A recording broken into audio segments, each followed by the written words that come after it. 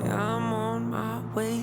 I'm coming. I'm flat out coming. It's gonna be a different feel, a different attitude, a different energy. We're gonna outwork them. You gotta work. We're gonna work win. It's time. We're gonna win right now, not later. That man next to you is a miracle. Every darn thing you got right now. That man next to you is a dog. Let's go hunt today. That man next to you is somebody that got to have it today. I got receipts. You believe in you? You believe in that? I believe. We ain't coming no more. Yeah.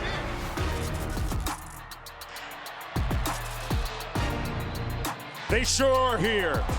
Boulder, Colorado at the epicenter of the college football universe. And a constellation of stars showing up as a result, including Wheezy, a.k.a. Tunchi, Lil Wayne, in the house for Colorado State against number 18 Colorado. Offset in the house with his Ric Flair vibe, and Master P ready to make him say, oh. Chauncey Billups hooped here along with Kyle Lowry, NBA champion. And we can smell what Colorado is cooking tonight with The Rock in the house. Under the lights here at Folsom Field, Coach Prime with profound gravity. He is the centrifugal force in college football right now. And Louis Riddick, he's making the walk where he makes that transition from father to coach. Yeah, he told us, hey, look, when I walk down the one end, I'm the father. I'm making sure my boy is straight. I'm making sure he let him know that I love him. And then when I turn around and come back to that 50, it's on. It's time to play a football game. I'm going to give you your last instructions, then you go out there and ball. This is unique, ladies and gentlemen. I'm telling you, this is unique. I got goosebumps. You would too if you were here. An electric atmosphere here. Another sold-out house here in Boulder, Colorado. Last week, they were at 106% of capacity. Equally tight here tonight. Colorado winning the toss, deferring to the second half. Colorado State will receive the kick.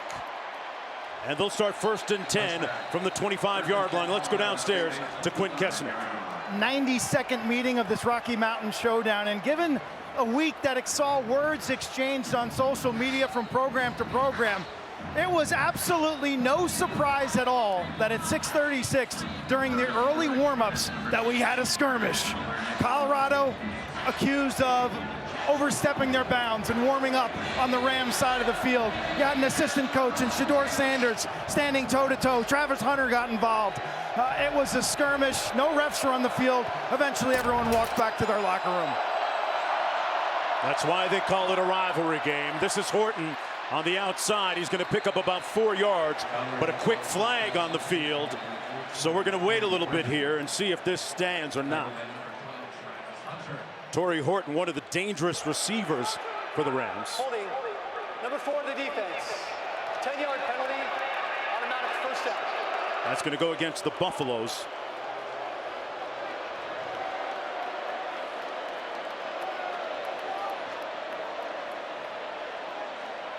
I think Coach Prime is out there saying, look, there's some confusion. Who you talking about? Got the wrong number. Yeah, number 4. There is no number 4 in Colorado. So trying to get that cleared up. Correction. Holding. Offense. 10-yard penalty. That would make more sense. That's against Lewis Brown. And you see right away Colorado State coming out and trying to get the ball to their playmakers, starting with number 14, Torrey Horton, who Jay Norvell told us, hey, look, the playmakers got to make plays tonight. We got to have one of them breakout type of games. They started off with a wide receiver screen. That was the same way they started the game 2 weeks ago against Washington State. They're going to need to push this ball down the field, though. That can't be the game plan all night. And they have a brand new quarterback starting this week. Braden Fowler Nicolosi out of the backfield, completes it. Morrow on the catch, another flag down out to the 20-yard line. Shiloh Sanders, the strong safety, making the stop on that 4-yard gain. But another flag on the field. Mike McCabe, our referee tonight. Here's the call. Personal foul. Illegal chop block. Offense number 75 and 73. After this is to the goal. Replay first down. Mike out of Orange County, California. There's a look at the starting quarterback this week. Braden Fowler Nicolosi won a big game for the Rams last year as a true freshman at Nevada. But this is a different type of deal tonight under the bright lights on the road at Folsom Field in a rivalry game. He was told 3 days after the Washington State loss, when he started taking the reps with the #1 squad, that he would be QB1. A daunting 1st and 27. Snap was high, he hands it off, and no gain on the play. Avery Morrow stopped right at the line of scrimmage. It'll be 2nd down and long. There you saw nickelback Cameron Silman-Craig, #7, come flying in there from his slot alignment. And I'll tell you what, folks, keep an eye on #7 tonight. Silman-Craig is one of those guys who plays with the attitude that head coach Deion Sanders wants him to play with. This is a guy who is fast, he's physical, he can cover. They've got a bunch of these guys in the secondary. It's going to be a fun night keeping an eye on him. 2nd and 27. Nicolosi pulls incomplete, intended for Ross Simmons. And it'll be 3rd and long, 4th down coming up. And the Buffaloes looking at 3rd and 27 defensively now. What you're seeing now is Colorado, their defensive ends, their pass rush, tuning it up right now against this revamped offensive line for Colorado State. On the last play, you saw Taj Austin, #49, get a nice hit on the quarterback. Nicolosi gets it out. It was tipped. They're going to say it's incomplete. Sets up 4th and 27. Leonard Payne Jr. got a hand on that ball.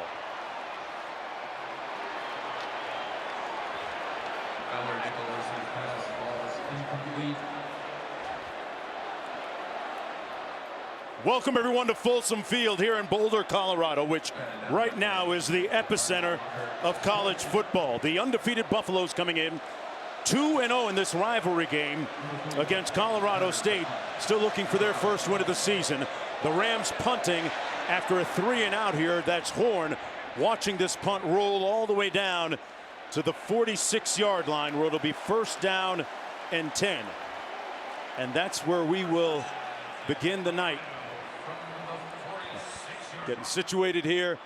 A little bit of a scramble. It has been wild tonight. The energy here at Folsom Field has been very unique. It's a combination of the BET Awards, when you look at the luminaries on the sidelines, and a football game mixed together, Louis. Yeah, it is. And I tell you what, it is pure entertainment. But make no mistake about it, there's a football game going on out here. And this head coach in prime, Deion Sanders, he is serious about his craft right now. And his football team is going to play in his image, which is tough, hard-nosed football. They're going to make dramatic plays in the passing game because they got great athletes. But this is an old-school coach football team here in Colorado. Edwards between the tackles, hands it off. Sanchez makes the tackle, a 2-yard gain on the play for Dylan Edwards. Shedeur Sanders, folks, leads FBS quarterbacks in passing yards per game, and that's just the beginning of his wonderful story. Passing for over 900 yards already on the season. No interceptions, 6 touchdowns. Out of the backfield, Edwards in space, pushed out of bounds right near midfield at the 50-yard line, pushed out by Aiden Hector. A gain of 3 on the play. 3rd down coming up.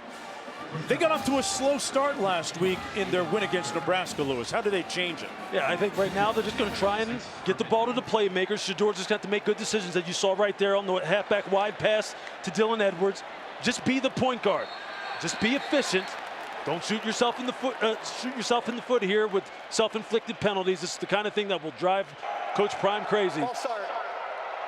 Number 3 of the offense. 5-yard penalty. Still 2nd down. See, this is the kind of thing that he will not stand for. Correction, and you can see Dylan Edwards, the running back, just kind of was anticipating the snap count. Got a little off balance, but hey, look, this is a football team that can produce plus 20-yard plays, Mark, in an absolute hurry. And we're going to see our fair share of them tonight. Dynamic and explosive. Pressure coming. Sanders got rid of it. In traffic, incomplete, and picked off. The first interception thrown of the season by Sanders into the arms of Henry Blackburn. It was off of the hands of Jimmy Horn, and they brought a little bit of heat on Colorado's quarterback that time, Shedeur Sanders. Yeah, they did. They got a 5-man pressure, got a hit on Shedeur Sanders. They said that they were going to do this to try and put some pressure on him. And then in the back end, as you see there, Henry Blackburn in the advantageous position to finish with the INT.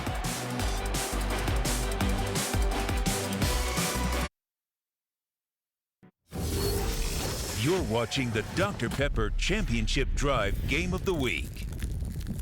It's the 93rd edition of Colorado State against Colorado. You're watching ESPN College Football presented by Geico. Folks, this is the Pac-12 on ESPN. First down and 10 for the Rams, coming back the other way after the interception. First one of the season thrown by Sanders. They're going to run it between the tackles, Kobe Johnson, as we take a look at Lou's do's and don'ts. Starting with Colorado State, pressure Shedeur. Don't let him get comfortable. You saw it led to an interception. That's a great start for them. And don't play conservative on offense. Push the ball down the field. For Colorado, it's about attacking the middle of the field with their slot players. In the passing game, they have tremendous mismatches. And then on the defensive side, don't allow any explosive plays. Don't get the ball thrown over your head. Nicolosi underneath completes the pass to Holker. Holker, a dangerous receiver, picks up the first down of the game for the Rams out near the 44-yard line.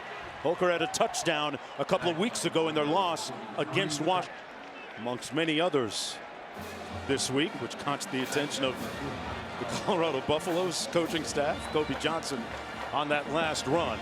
Marvell in his second year on the sidelines, erstwhile head coach of Nevada. Brought several transfers with him last year. They're going to run it on 2nd and 6. Johnson again with nowhere to go. Picked up about 2. It'll be 3rd down coming up. Mitchell making the tackle that time from his linebacker spot. This is a revamped offensive line for CSU for Colorado State.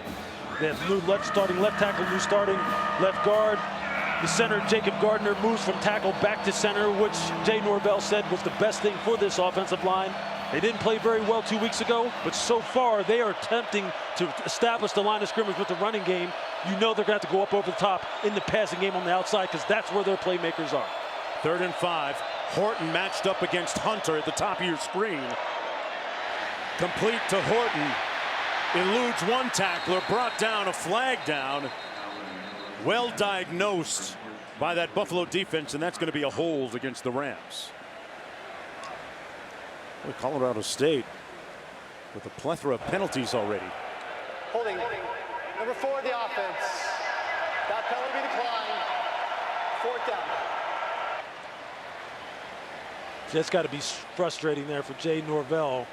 You start moving the football down the field, then you try running the football in between the tackles. You don't get anywhere. Then you throw a wide receiver screen and you get a penalty. You can see there at the top of the screen right here, you can see Lewis Brown tackling Travis Hunter as he's trying to stalk block him out there on the edge. You're going to have to convert in those kind of situations when you're in plus territory, because I can guarantee you Colorado will get going at some point offensively. Jordan Noy is attempting from 50 yards out at altitude. Got it up in the air. And it's good. The Rams strike first. That's a career long. Back after this. We got a late flag. Hang on. We're going to stay here. Let's see who it's against.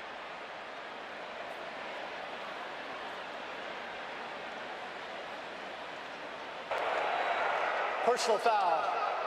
Roughing the snapper. Defense number 99. 15-yard penalty. Automatic 1st down. So they're going to take the penalty. That penalty goes against Shane Coates. And it'll be 1st down all the way inside the red zone at the 18. You can see it right here. You cannot do that to the snapper. And that's just not a smart penalty when you have gotten off the field. What exactly can they do? Well, you cannot bull rush the center. Okay. Because he's in a compromised position with his head down trying to snap the football, and it's really in the name of safety. That's what they're trying to prevent, any kind of unnecessary injury. You just got to be smarter than that when you're getting off the field here, after only giving up 3. Because now you give Colorado State another crack at it. And if I'm them, I'm throwing the ball outside down the field. I'm trying to get the ball to Torrey Horton. High snap. Nicolosi in trouble. Threw it away as he picked off. Incomplete.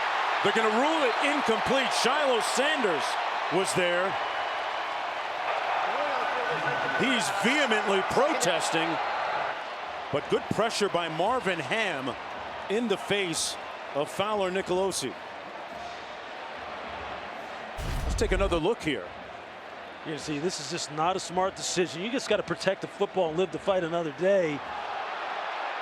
Yeah, that. Oh, man, he may have scooped that right off the ground.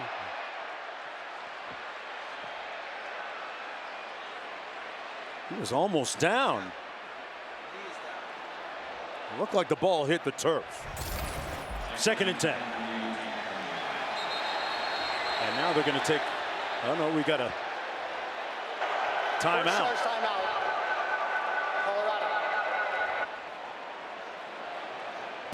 2nd and 10. Zeros on the board, but a lot of action so far. Back after this. ESPN College Football is presented by Geico. See how easy it is to bundle all your insurance needs.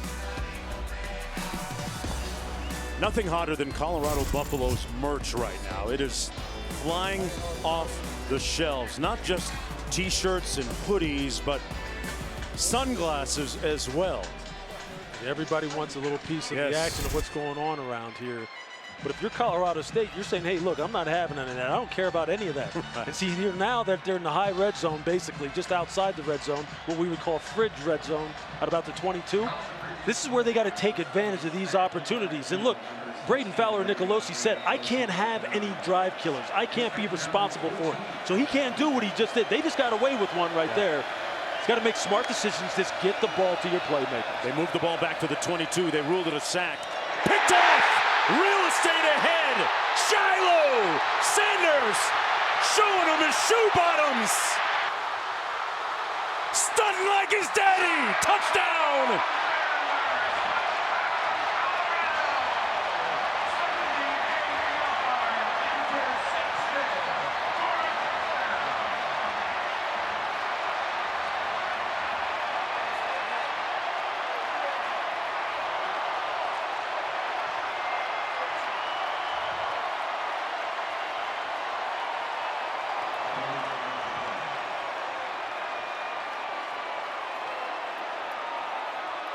Shiloh Sanders had that earlier play rebuked. Unsportsmanlike conduct. Number 14 of the offense. His first of the game. That penalty will be enforced on the ensuing kickoff. Unsportsmanlike penalty against Horton for the late hit in the end zone. But I started to say Sanders had that earlier pick taken away. He made sure on this one and went the distance with it. 80 yards for the touchdown, and he's going to take the throne as a result.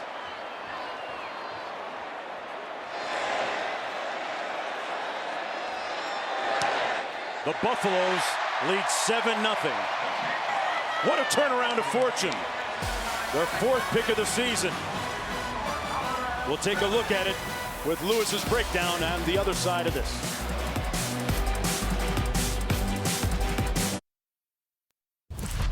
Matt Berry in our college football studios with our Capital One rewarding performance. Watch this effort by Devin Leary, quarterback, Kentucky. He should have been sacked twice. Somehow finds Ray Davis. Ray Davis applauds the effort of his own with an 80-yard touchdown. Kentucky rolls 35-3. Leary 315 yards and 3 touchdowns on the Knights.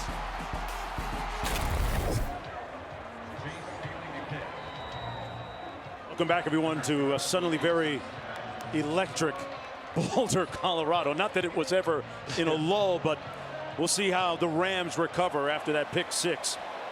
A squib kick will go out of bounds at about the 10-yard line. Lewis, what was the key on this pick six? Well, as an offense, when you don't push the ball down the field and you throw a lot of quick game, defensive backs sit on the quick game, the three-step drop, and they're just playing for those short routes. And you can see Shiloh Sanders right here. He doesn't even back up. He steps forward. And there you see Braden Fowler-Nicolosi never even sees him coming. He doesn't try and look off because the route doesn't really call for him to look off. He's just trying to get the ball in the hands of Torrey Horton and let him do something with it. You have to make these defensive backs respect your ability to push the ball down the field. Otherwise, what Coach Prime is going to wind up telling them is, you just sit there and you sit on the short and intermediate game until they show that they can beat us. And when you do, and you read it right like that, and you have a young quarterback who right now is just trying to execute the offense, you're going to get some freebies. That's as easy as it comes, and that's a 10-point swing. Big you take time. 3 points off the board, you try and score a touchdown, and then they go pick six the other way. And a great heartwarming scene as Coach Prime was dad there for a moment, giving Shiloh, his son, his chain to put on.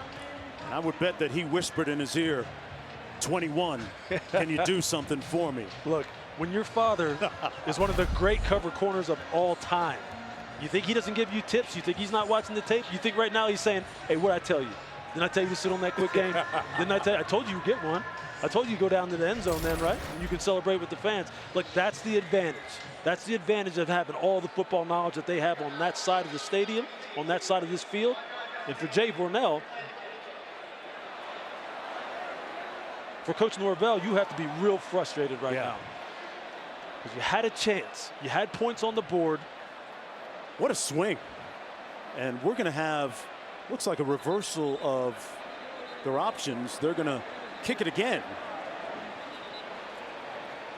And there's a look at Coach Norvell speaking with his starting quarterback, Fowler-Nicolosi, who came in the second half a couple of weeks ago in that loss at home against the Cougars.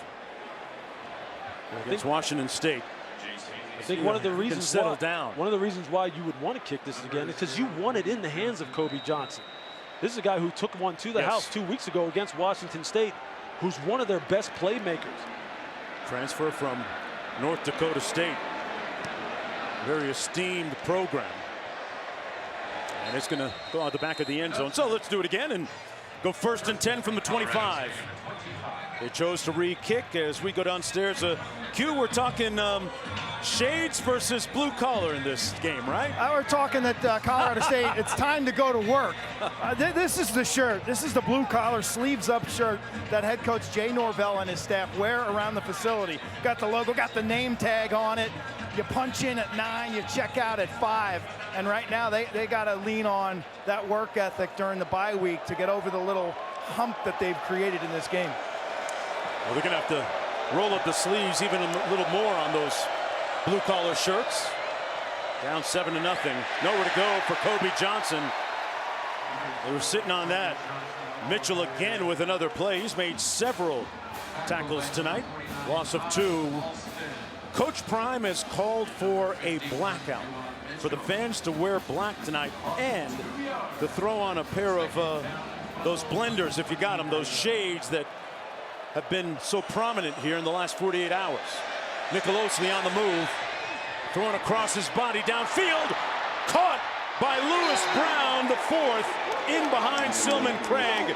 And that time they threw it downfield and it worked, Lewis. Yeah, you see right there, Lewis Brown lined up in the slot down here to the near side of the field. And you see he just runs what they call a flag route or a 7 route. Takes it up the field, breaks it to the pylon. Nicolosi puts it on him perfectly. That's the kind of explosive play you need to generate. Pickup of 52. Here's Horton looking to throw it. Got a man and no signal. Touchdown! Holker! Near the back of the end zone. What a response by the Rams.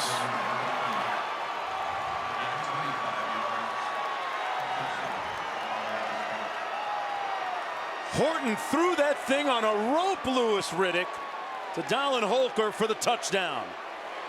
That's exactly the kind of response you need. That's what I'm talking about as far as emptying the notebook, emptying the playbook, and here you have a reverse pass where Torrey Horton hits Holker right in stride. And now we've tied this game up, and now all of a sudden we've got a game going. So the young quarterback, Fowler Nicolosi, proving to be imperturbable with a great response. Well, he said we want to get the ball in the hands of our playmakers, and hey, they may get the ball in the hands of other playmakers and just throw it down there to the transfer from BYU who had that great catch 2 weeks ago, and he makes another one. That's beautiful. That's absolutely beautiful, right over the hands of Trevor Woods.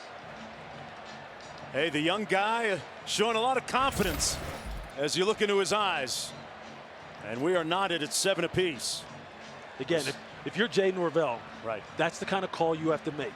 You can't keep throwing these wide receiver rocket screens, bubble screens, short game as the DBs are sitting on it. And I'll tell you what, there was some miscommunication in the back end in the play previous on the big play to Lewis Brown that you could see that the communication wasn't fluid. Jay Norvell decides, hey, you know what? If there's some miscommunication and there's some confusion in the back end, how about we run a reverse pass and see what that does? They had a week off, and Coach Norvell decided he wanted to make a switch. He felt intuitively that it was just a good time for Nicolosi. Yeah, and look at what now it has led to. 16 plays, 115 yards. They have explosive components on this offense. They didn't show that in the first game of the season against Washington State, but they're showing it tonight. Buffaloes will have it 1st and 10 from their 25 as we go back to the studio. All right, Jojo, got your AT&T 5G studio update. Texas has been messing around with Wyoming all night. Ewers here to Xavier Worthy, who does this himself to give Texas a 17-10 lead early fourth quarter. All right, back here, Colorado with the ball 1st and 10 from their own 25. Shedeur Sanders has only taken 3 snaps so far in the ball game. Dylan Edwards in the backfield beside him. Edwards on the carry, trying to get to the edge. The fastest player on this squad, close to the first down. Gain of about 10 on the play. Well, here's next Saturday's featured college football game, and it should be a great one. Coach Prime at number 18, Colorado, going to Eugene to take on Bo Nix at number 13, Oregon. Starts 3:30 Eastern, noon Pacific on ABC and the ESPN app. That was Jimmy Horn Jr. Brought down by Anusium. No gain on the play. It'll be 2nd down for the Buffaloes.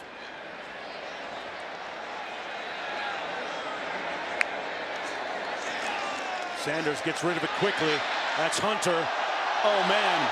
He took some ankles out at the 45, put it on the ground. It's loose, and it's coming back the other way. Harge, the third, strolls into the end zone.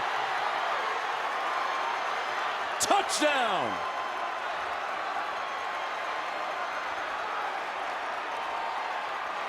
Travis Hunter with the fumble. And Colorado State with some room service. Incredible. You're going to see right here the safety, Henry Blackburn. You see him purposely try and punch at the football as they're trying to get Travis on the ground. Watch number 11 coming to your screen here. He's going to come right here. Watch his right arm. He's trying to punch at it. Was he down? No. He was on top of the defender. He was on top of the linebacker, Chase Wilson, number 30. Yeah, he was on top of the tackler. But you see, they're trying to punch at the football. It looked at first glance like Blackburn had actually got it, but he wasn't the one who punched it out. But you see, they're going after it. And then you see the other safety, Jack Howell, number 17, put a hit on him as he's on top of the linebacker, Chase Wilson. Ron Hart's got the start tonight at the corner spot in place of Dom Jones. Took it 45 yards the other way after the fumble recovery. His arm down, ball's out there. Wow, they're taking a look at this. There must be irrefutable evidence, video-wise, to overturn the call on the field. The ruling on the field is a touchdown on the scoop and score. Harge is a transfer from City College of San Francisco. Just don't know if they have the right angle to be able to see whether or not. Travis Hunter, of course, the two-way star, plays starting corner and wide receiver. Split end for Colorado. Dion seemingly indicating that his elbow was down. Well, it did not quite look that way on the replay. After review, the ruling on the field of a fumble and a recovery by the defense stands as called. Jolta plays a touchdown. Touchdown Rams. After the play, So we've already seen 2 defensive touchdowns. scoring team, number 34, that 15-yard penalty. And there was a penalty in wake of that play for excessive celebration against Colorado State. Well, you know that this defense and this football team overall is fired up. The defense didn't show its very best 2 weeks ago either, in addition to the offense. And the secondary in particular said, hey, we simplified our communications. We're going to be running and hunting this football. And you can see what that leads to in a scoop and score for 6. Colorado State with a 7-point lead. Shedeur Sanders has shown great development and improvement over the first couple of games. These are the kind Break it down for us. Yeah, these are the kind of things he's going to need to do in this football game. Win from the pocket first and foremost. Be able to manipulate defenders, post snap with your eyes. Here it's middle of the field coverage. Get one-on-one on the outside.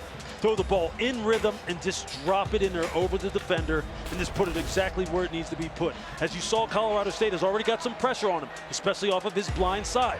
And here, you're going to see him escape out to his left, extend the play. Give the receivers time to work open, but keep your eyes down the field and protect the football while you're doing it. And here he does an excellent job. This is exactly what scouts in the NFL are looking for. You see there, he finds Xavier Weaver for the first down conversion. He's going to need to do all of that here tonight, because I'm telling you, Colorado State's defense, their secondary in particular, knew that they needed to play sound fundamental defense against the hottest passer in college football. And on the offensive side, they know that they needed to produce explosive plays. This is going to be a shootout. Yeah. Because both of these teams can score.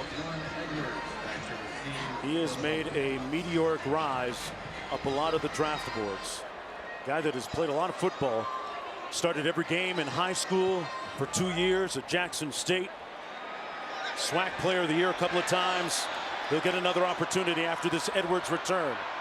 Edwards tripped up at about the 30-yard line. It'll be 1st and 10 from there after the 22-yard return.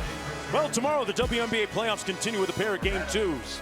In the best of 3 first round. 6th seed Minnesota taking on 3rd seed the Sun at 1 Eastern on ESPN. Then 8th seed the Sky squaring off against the top-seeded Las Vegas Aces on ABC and the ESPN app. Coverage begins with a WNBA countdown at 12:30 Eastern on ESPN News. A couple of great games tomorrow. So the Buffaloes facing some early adversity. Let's see how they react. 6:09 to go in the opening quarter. Sanders completes it. That's Weaver still on his feet. Made a couple of nice moves. Picks up about 5 on the play. About 6 along 6.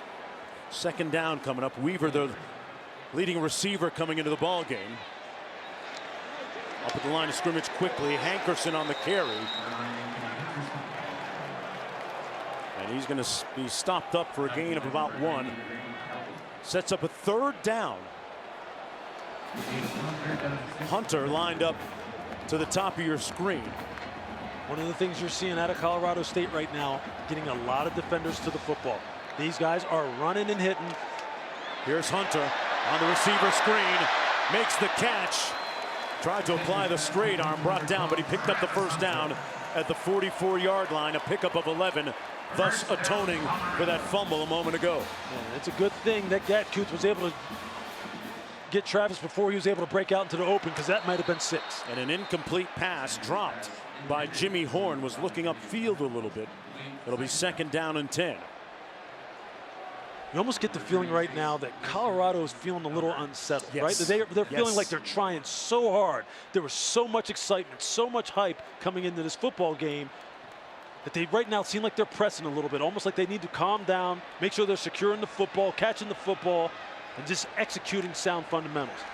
Got to look at Sean Lewis, the offensive coordinator, moment ago, downfield, incomplete, but a flag down intended for Hunter, who took a shot afterwards by Henry Blackburn.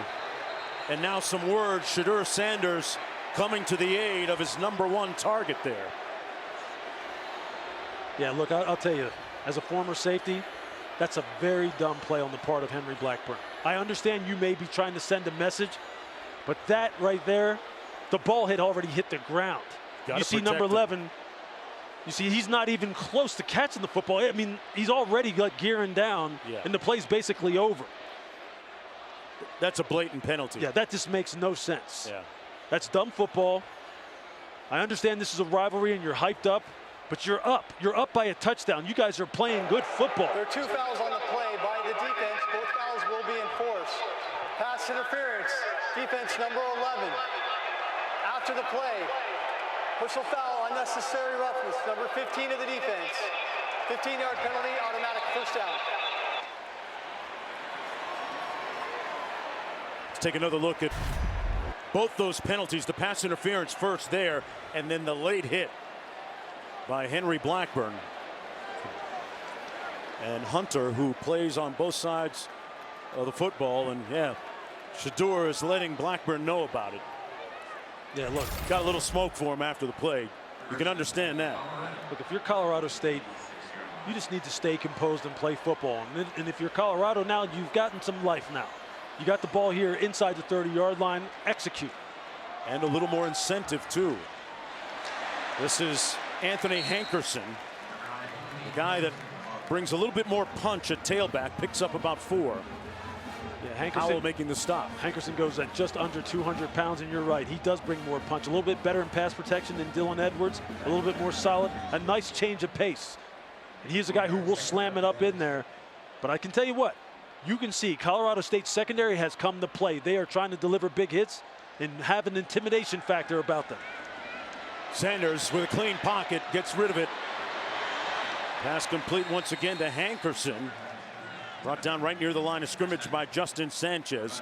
No gain on the play, and 3rd down coming up. And still no sight of Travis Hunter, who's still on the sidelines after taking that hit. They're going to go empty here. 5 receiver formation on 3rd down and 8.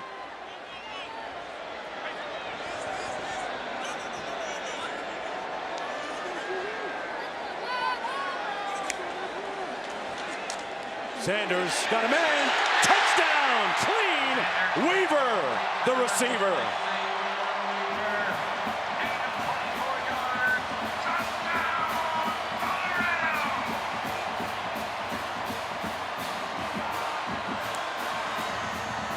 Well, revenge is a dish best served in the end zone.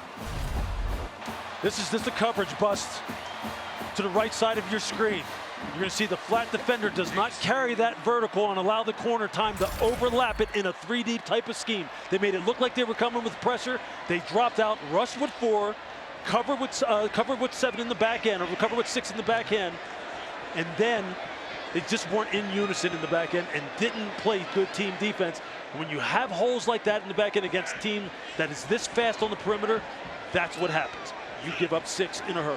Everybody talks about Colorado's lack of quote-unquote balance, Lewis, with their rushing game not quite on track, but they get it to their playmakers like they did here. You're going to see it right here. You're going to see the flat defenders shoot right out here and allow Xavier to just go vertical up the seam and does not give the corner any time to get over the top. And you see right there, Shedeur notices it immediately and just puts it on him quick before the corner's able to recover. You have to protect your guys. You have to work in unison with one another, especially when they spread you out horizontally across the field like that. You can't give guys like this free releases and let them go uncovered. We got a lot of stars in the building tonight, and Q's with one of them with his Ric Flair drip offset. It's my favorite track, Q. Yeah, well, it's your favorite track, Mark. I got to tell you, these benches are tight, and you're practically on the field tonight. How do you best describe the scene here in Boulder? It's so much excitement, so much fan love. I just love the energy in the building. I feel like it's a good game, but we're gonna win. You were in the locker room earlier. What was it like to mingle with Coach Prime and his team? And the locker room was so iconic. It's nothing like because he got a DJ playing music, and it's like, I feel like he get them ready and make it a good thing and be in the vibe. Ball's on the ground, ball's on the ground. That's a fumble. Fumble, baby, let's go, that's our ball. But yeah, the room. That ball's on the turf, and now here we go. These teams have been going at it all week. Wow. Started on Wednesday with head coach Jay Norvell. They're throwing You got your sunglasses. You got your hoodie on. Take off your hat, and it has continued all through this game. Wow, they are. Offset, thank you so much. Enjoy the game. Great to see you here. Thank you. Y'all make sure y'all go get my new single, Fan, album October 13th. I love y'all. The Fan on October 13th. I got it. Well, the beat goes on in this cantankerous and contentious rivalry. You saw a lot of action after the whistle a moment ago. What a hit. What a hit, Lewis. That's the kicker, Jace Feely. Okay. Who's trailing. He's trailing the action, and he's coming down there and saying, hey, look, I want some of this. I want to get in on this rivalry. You ever known a kicker to get in the mix like that? Actually, you know, I've known a couple who like to mix it up a little bit. And you see here emotions. They're throwing hands down there.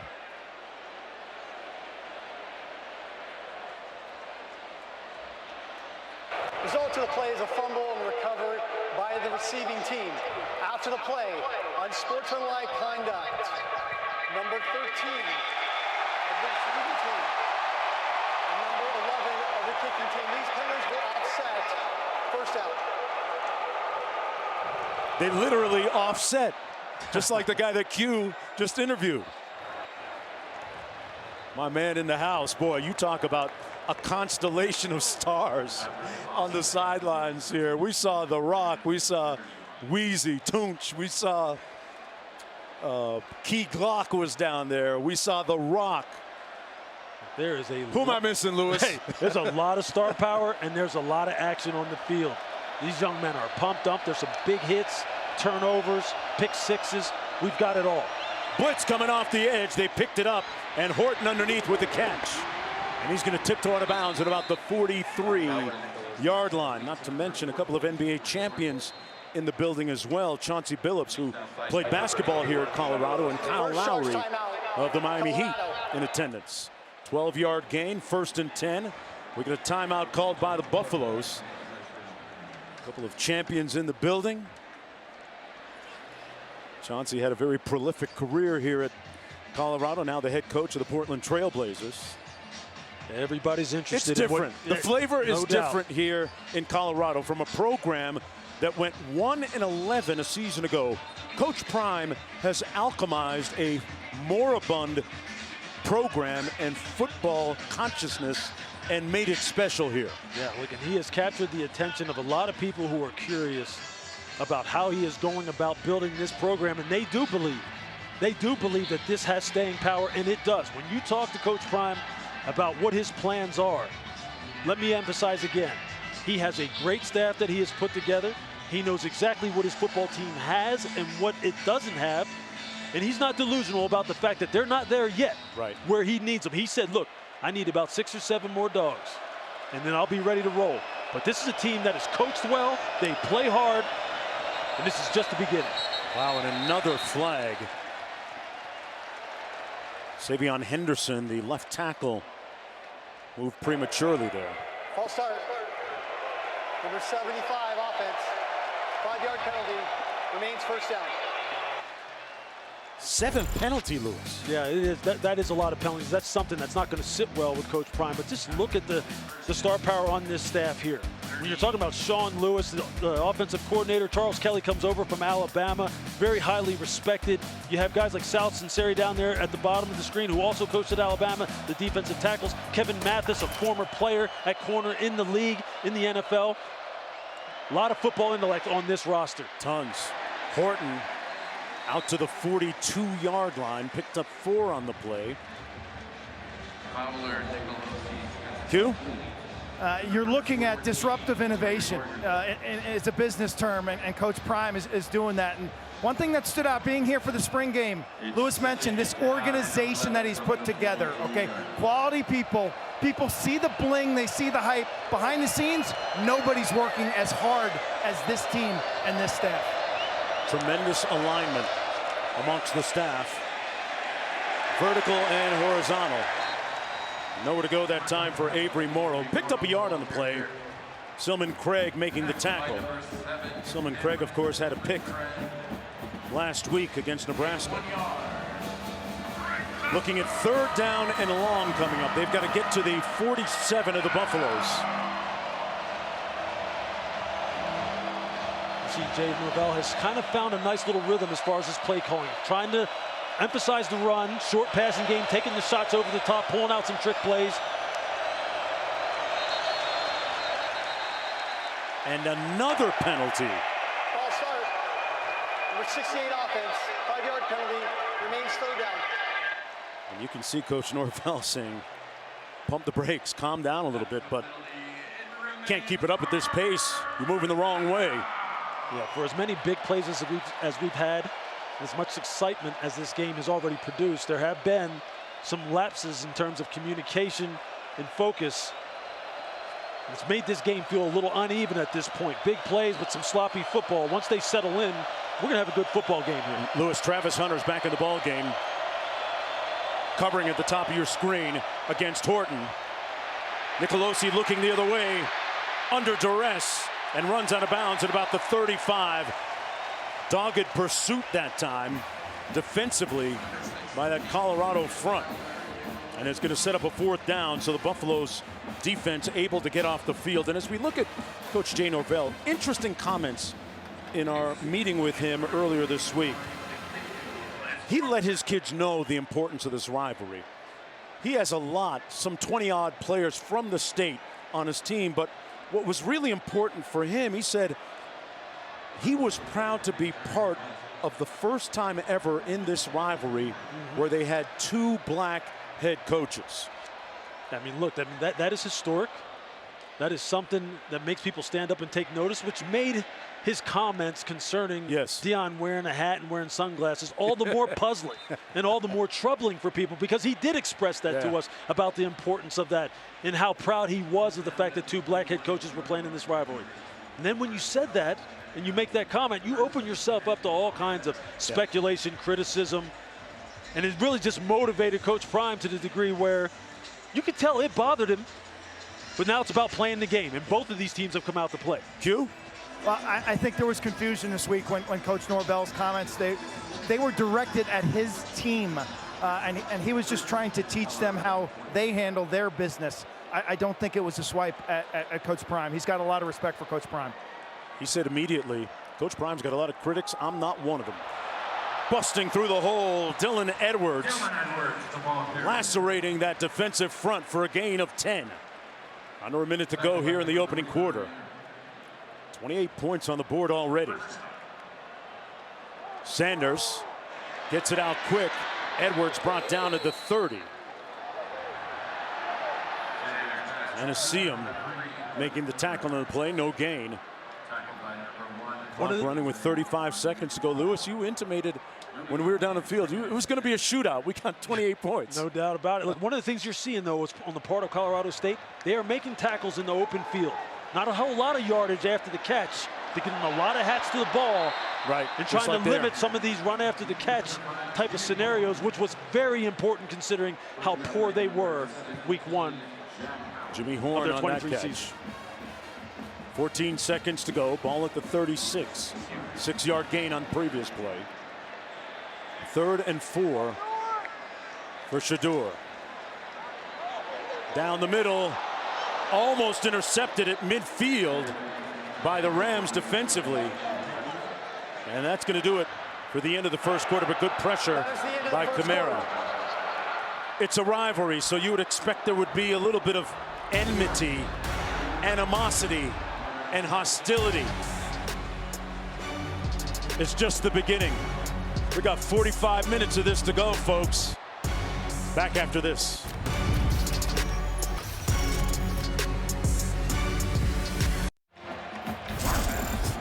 Welcome back, everyone, to ESPN College Football, presented by Geico and the Dr. Pepper Championship Drive Game of the Week, which has brought out The Rock and a whole lot more. Fourth down coming up for the Buffaloes, forced to punt. Tied at 14 as we begin the second quarter. Torrey Horton back at his own 15, watches it bounce. Gets out of the way, and it caroms down to the 17-yard line. And another flag.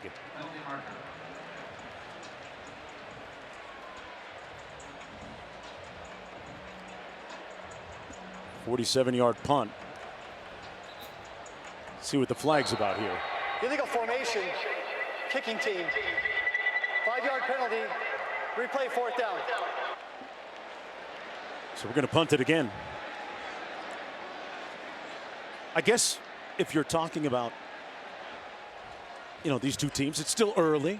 Sometimes some early season issues will show up and be manifested in special teams, right? I mean, yeah, sure. Look, I mean, I'm just looking for an out, Louis. No, it's been sloppy so far. No, it has. It really has. I mean, there's been a lot of action, but when you have emotions get involved, right, players start making alignment errors, assignment errors, technique errors, and then they start making judgment errors as far as too much aggression after the whistle, outside the rule book. 12 penalties. But they'll calm down. This will turn into a football game. It already is a good football game. A great punt.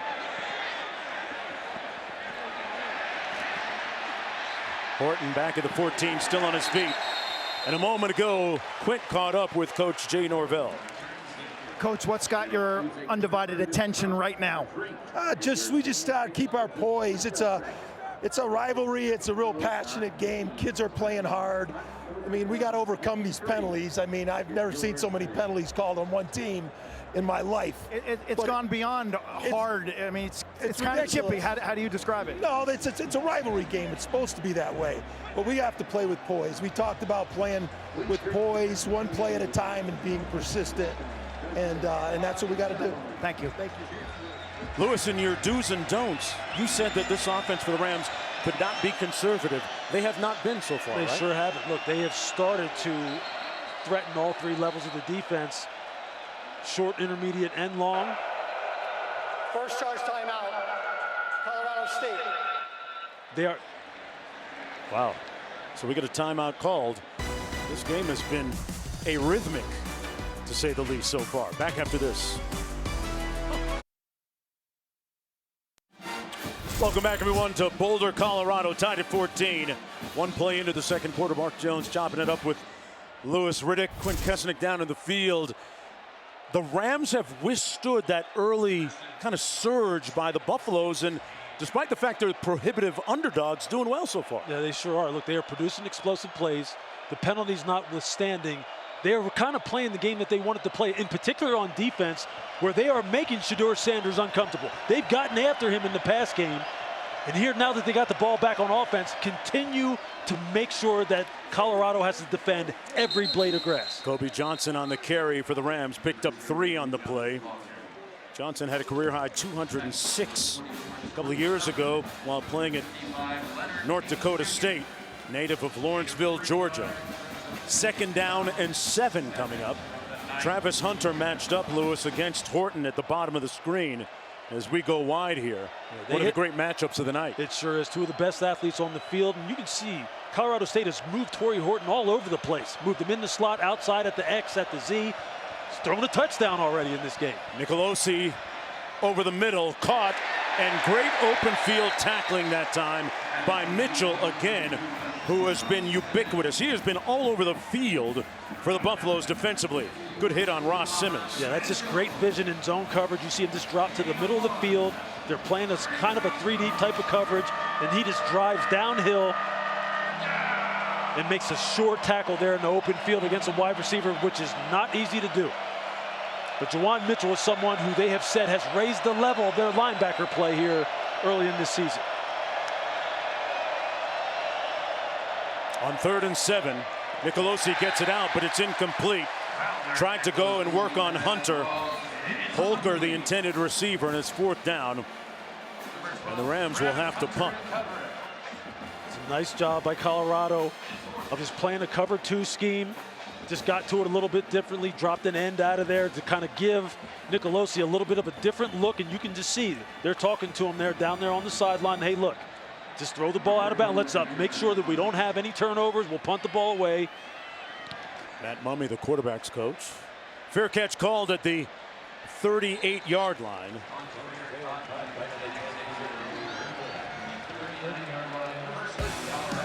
Weaver there. A beautiful night here in Boulder, in amongst the Rockies. Colorado State defense, defensive pressure. We said they couldn't allow Shedeur Sanders to get comfortable in this game. They had to hit him. And Muhammad Kamara was going to be the guy who had to exert his influence on this game and beat these offensive tackles. And you see, Shedeur looks like he's a little bit rattled so far in this game. He's been hit more in this game early on off of just pure 4-man pressures than he probably has all season long. And if you're Colorado State, you got to just keep it up. They run a little twist up front. Sanders, there's a flag down. Sanders brought down at about the 48-yard line. A gain of 8 on the play if it stands. Mejia Pastor making the tackle on the play. Here's the call. Personal foul, face mask, number 65 of the offense. 15-yard penalty. Replay 1st down. Let's take another look. It's going to go against the Buffaloes. And you're going to see Tony Pierce. You're going to see him looping back inside. And then you're going to see the left guard Bailey. You're going to see him at the end right there. He grabs it because he feels the defender getting away from him as Shedeur's trying to escape out to his left. Sets up a 1st and 25. Shedeur Sanders has always been a picture of poise. Very precise in his calculations.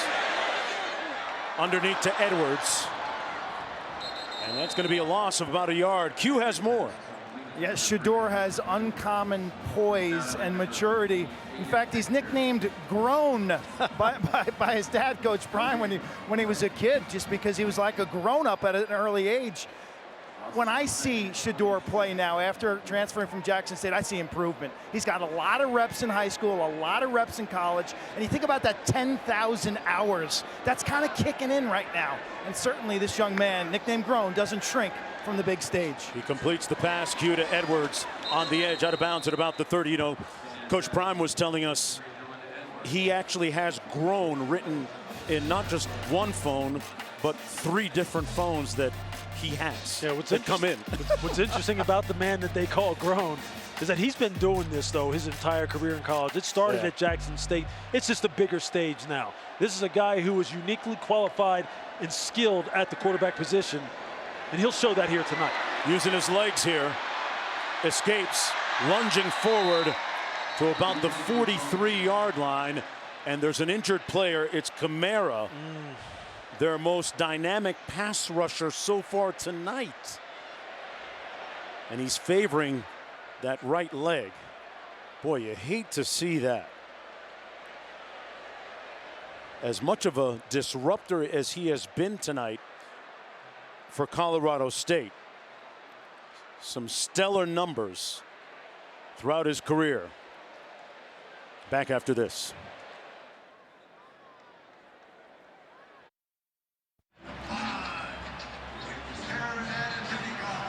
Coach Prime on the sidelines. First-year head coach at Colorado.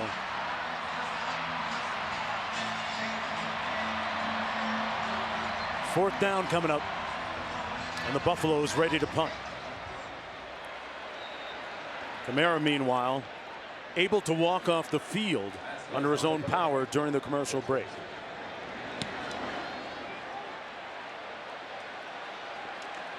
The punt comes down to Horton. 1st and 10 from there. Let's go back and take a look at Shedeur Sanders at Jackson State. Yeah, these are some of the things that you've seen already in this 2023 season here on the P5 level that you saw when he was down at Jackson State. The ability to throw the football with accuracy outside the numbers down the field, break, contain, make plays with his legs. He can make plays rolling to his right, rolling to his left. But he's been doing it his entire career, and he has continued to improve each and every season that he has played.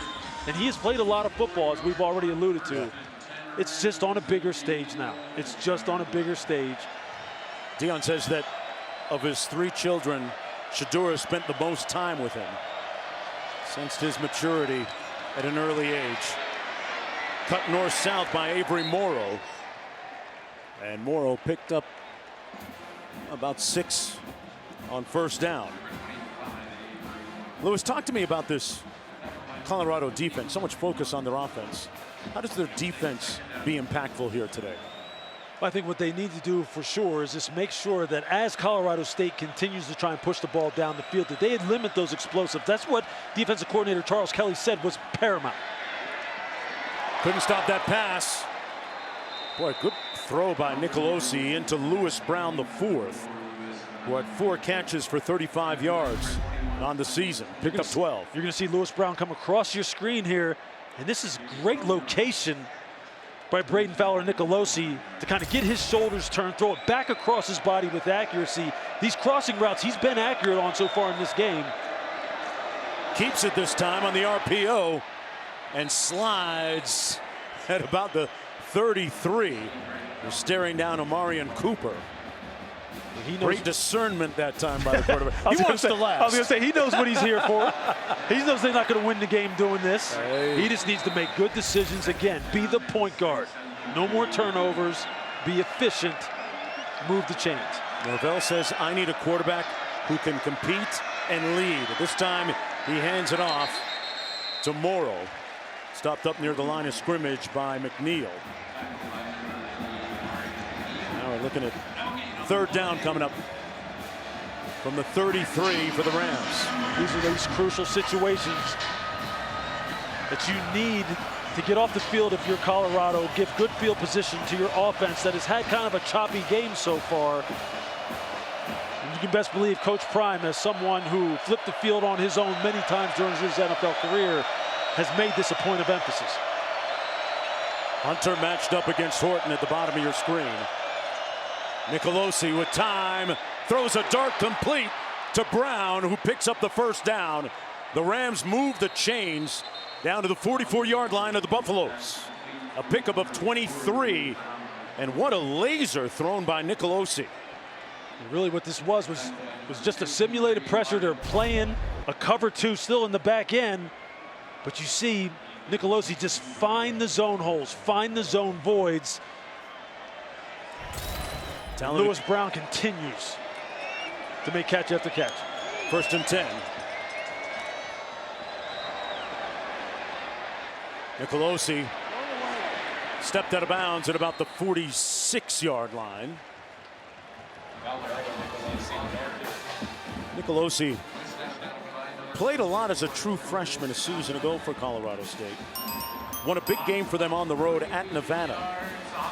Going into the 2-minute drill late and pushing the ball down the field and scoring a critical touchdown to win that game. Guy that coming out of high school had offers from Oregon State, Arizona, and several other Power 5 schools. You can see he's really going to work on the second level, the linebacker level of the Colorado defense, where if you study their tape at the beginning of the season, they've given up some plays. They've had some miscommunications. Hands it off. Calling timeout. Did they call a timeout first? Second charge timeout, Colorado State. So they burned their second one. With the ball when we come back, 8:09 to go in the 1st half. Supreme as a look. Being a Whizzer was justice and worthy. That's all it took. To Buff foes, he was the enemy. To Buff fans, he was the enemy. Familiar with the name Westbrook? Not a Russell, but a Michael that left them shook. Rashawn's Heisman definitely ran the cycle. A Buff's icon, that engine wasn't idle. Cordell's smile wasn't brash, it was money, straight cash. Pass complete underneath to Horton. Pushed out of bounds at the 39. So many luminaries have made a procession through the years here at Folsom Field. This is a very storied program. When you go back to the 90s, I remember doing games. Alfred Williams, Canavis McGee, Cordell Stewart, Westbrook, so many more too. No question, they were synonymous with challenging for supremacy in college football. Yes. And they constantly, you know, were a pipeline to the pros for some very good players at all kinds of different positions. And Coach Prime is trying to reestablish that. Nicolosi completes it down to the 33, and that's going to be a first down. Lewis Brown, one of his favorite targets tonight, a 6-yard gain on the play. And so far, Lewis, you would have to say that Braden Fowler Nicolosi has shown, outside of that one pick six, a big asterisk, he has shown a lot of poise. He sure has. He's doing exactly what Jay Norvell wants him to do. Get the ball to Horton, get the ball to Lewis Brown. Make smart decisions. Don't stare down receivers and not pay attention to what the coverage is like he did on the pick six. And he's corrected that. Over the middle, complete with a head of steam. Ross Simmons pushed out of bounds near the 15-yard line. And that's another Colorado State first down. They are moving the chains. You see here, this time it's Justice Ross Simmons coming across the formation. Just catching the ball on the run. Good yards after the catch. This is a very efficient drive on the part of Colorado State. He had a 75-yard touchdown catch a couple of weeks ago from Nicolosi. Clean pocket underneath Horton. Oh, what a great move. Down to the 10-yard line. Picked up about 6 on the play. He shook Shiloh Sanders. I'm telling you, look, man, Torrey Horton is a baller. This is a guy who can beat you deep. He can run after the catch, make you miss, make you look silly. He can play the X, the Z, which is the split end or the flanker. He can move inside, play the slot, and as he's already shown, he can throw the football. So they're trying to get it to him in every which way possible. They're going to hand it off this time between the tackles down to the 7-yard line. Morrow that time. 3-yard gain. 13th play of the drive coming up for Colorado State. 3rd down and 1. I think if you're Coach Charles Kelly, the defensive coordinator for Colorado, you're going to have your guys playing with better vision against these zone beaters, against these underneath routes that they've been running. They run it again. And going to be stopped up, but it's going to be a first down and goal to go. Avery Morrow picked up 3 yards. I mean, right now, you need a guy on Colorado's defense of the type that Dion said, that they're a couple players away, 7 in particular, to make a play. You need a pass rusher. You need one of these corners, one of these linebackers to come up with a game-changing or a drive-changing, drive-killing type of play. Because right now, Colorado State is in a nice rhythm. That offensive line doing a nice job up front. Nicolosi completes it. Flag down. No signal. They're going to mark it short of the end zone. But there's a flag down on the play. That was Holker.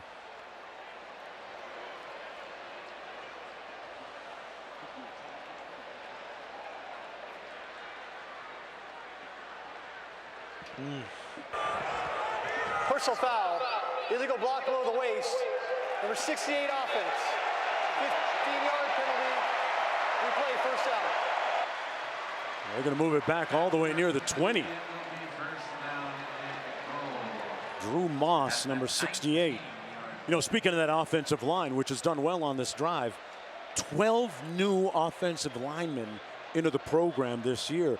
The Rams hit the portal pretty well as well. Yeah, they look, it's the quickest way right now, especially if you can get them all up to speed and get them all playing in unison, regardless of position. It's the quickest way to improve your football team, especially if you can pick the right kind of quality players that fit your scheme.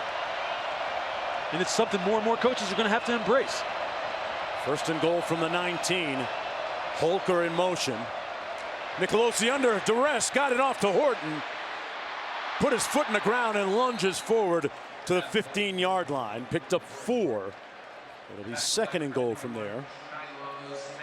That's just a nice job. He makes you hold your breath. Yeah, he sure is. I'll tell you what, he can make the spectacular play after the catch. But I was just going to say, look, Fowler Nicolosi is doing a nice job now of understanding, look, that time they rushed with 3, dropped with 8. You're not going to be able to push the ball down the field or into the end zone. Just throw it underneath and let your playmaker run with it. He's making the smart decisions on this drive after that pick 6. He learned.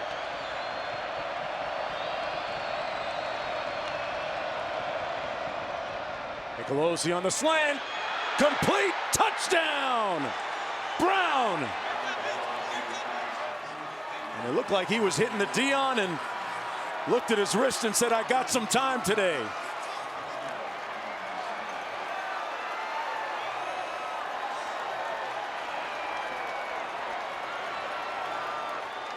Colorado State up by 6.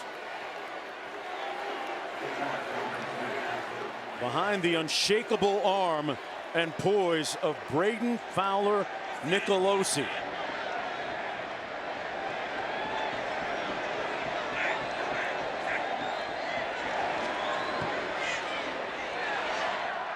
They lead by 7 now. 4:08 to go in the first half. This nice play design. Watch Lewis Brown right here. You see the safety drop down, safety go to the middle of the field. Watch him make a slight angle inside and then just take it up the seam, and you don't get any carry. The safety can't get over the top, and then you just find the zone void. Watch him. You see it. He just takes it vertical. Nicolosi puts it right on him. Trevor Woods can't get over there on time. Perfect cover 3 type of beater when you have a safety in the middle of the field, especially if you don't get those inside defenders cushioning and carrying those verticals on the inside to help the middle of the field safety. That's just great scouting on the part of Jay Norvell and the offensive coaching staff, understanding what the tendencies are for Colorado's defense and dialing up the perfect play call, perfect execution. Nicolosi is connected on his last 8 passes in a row, and to rub some salt into the wound, Brown hit the Dion dance and then made the watch move, which Shedeur did at midfield last week prior to the Nebraska game. Yeah, he's got time today. Hey, look, give them their credit. They are scheming up this Colorado defense. They are keeping them off balance.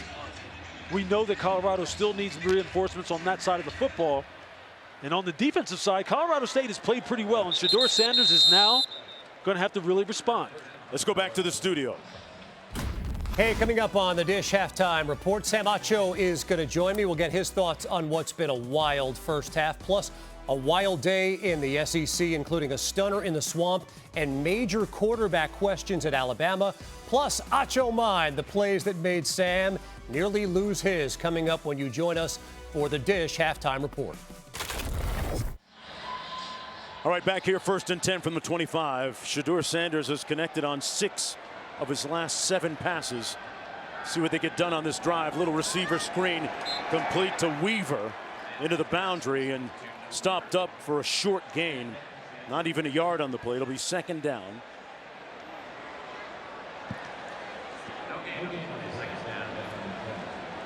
Travis Hunter is going to stay on the field. Still playing both ways. Lined up to the bottom of your screen. There he is, number 12. Been conspicuous by his silence today outside of that fumble that he had, which was recovered for a Colorado State score.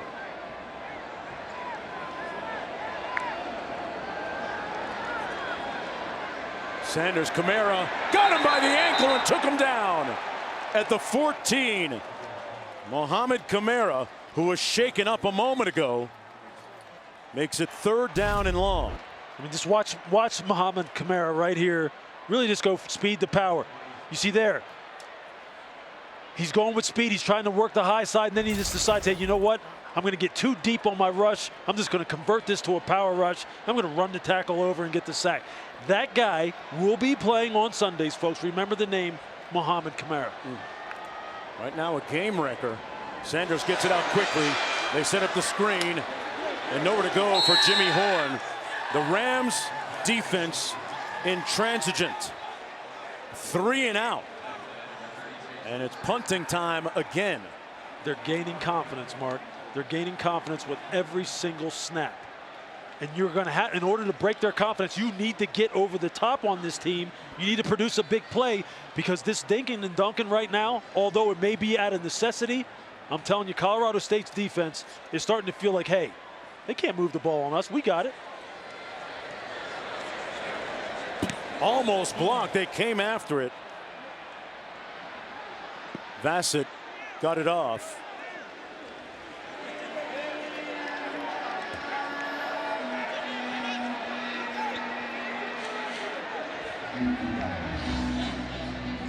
It's interesting. It's 21-14, Louis Riddick, and a distinct difference in the charge in the building from the kickoff to where we are now. How do we get to this place? Yeah, what has happened is you've just seen the efficiency of Colorado State's offense really start to pick up.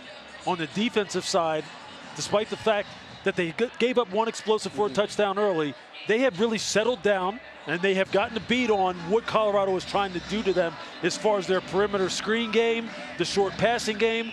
And when they throw those kind of routes, they are running to the football, and they are putting big hits on these Colorado wide receivers. And as that goes on, and they continue to not give up big plays, they're going to gain confidence, because you know what else is happening? Guys like Muhammad Kamara are getting after this offensive line for Colorado and putting heat on Shedeur Sanders, which we said was going to be a key. On 1st and 10, they're going to keep it on the ground. Kobe Johnson as we go down to Q. And the impact down on Folsom Field is a little hush, a little low.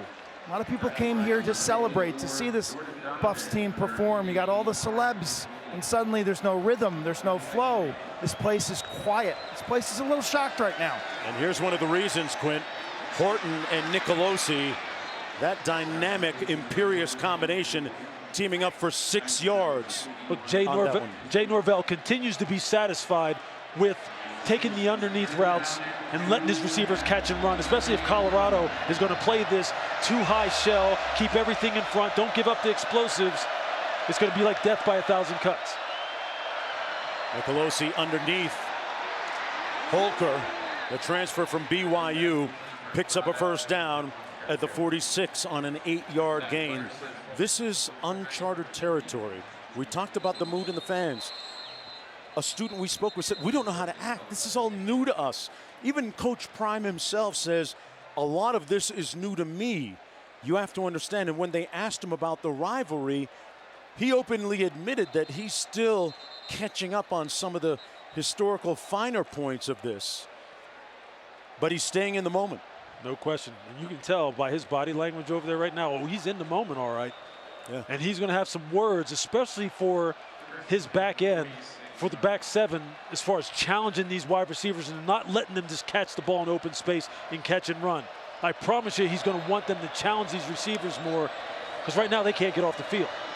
Nicolosi with all day to toss it into traffic, flag down, and it's caught at the 3 by Ross Simmons. Miraculously, but will it stand? There's a flag back at the 39.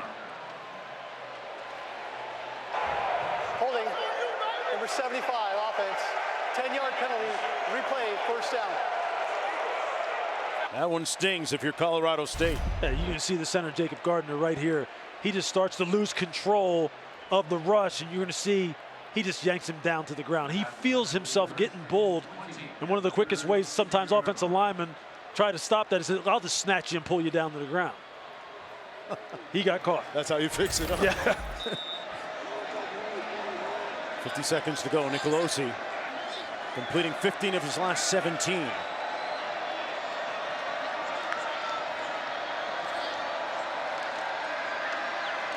No pressure. Delivers incomplete. Holker ran out of real estate. It's been a long night so far. Somewhat underwhelming if you're a Buffaloes fan. 2nd down and 20 coming up. Colorado went down to TCU and won in game 1 on the road against the team that played for the championship last year, and then last week here at home against Nebraska, were able to take down the Huskers. But this is a rivalry game. Johnson got to the corner, put those pads north-south, and another piece of linen on the field. Another flag. Yeah, this is going to be a late hit personal foul penalty on the right guard, Andrew Cannon. You can just see after the play is basically over, he just takes a cheap shot at a Colorado defender, which is just going to drive Coach Norvell up a wall because it's just unnecessary. Personal foul, illegal blindside block, number 66 of the offense, 15-yard penalty, replay second down. I'm counting unofficially, but close, 5 personal fouls. You see him right here. Look, I mean, this is just. Oh, yeah. I mean, I understand it's a rivalry game. I played in plenty of them. I understand the emotions run high. I'm an emotional guy. But that's the kind of thing you can't do, especially when you've come in here and you've kind of put a hush over this crowd when everyone expected you maybe to get run out of this stadium with the way Colorado had been playing. Just continue to be smart. Your quarterback has already thrown for almost 200 yards in the first half. Nicolosi putting some money on tape. 2nd and 28. Batted down at the line of scrimmage.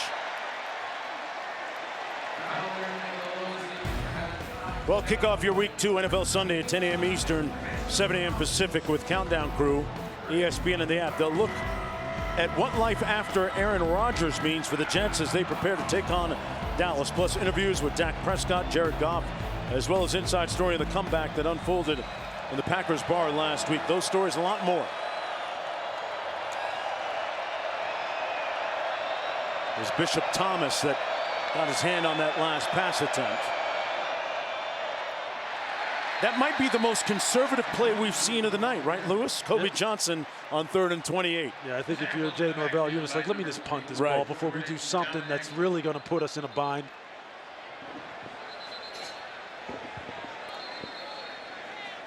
Jay Norvell said that in our meeting, he said, we are ready for our breakthrough.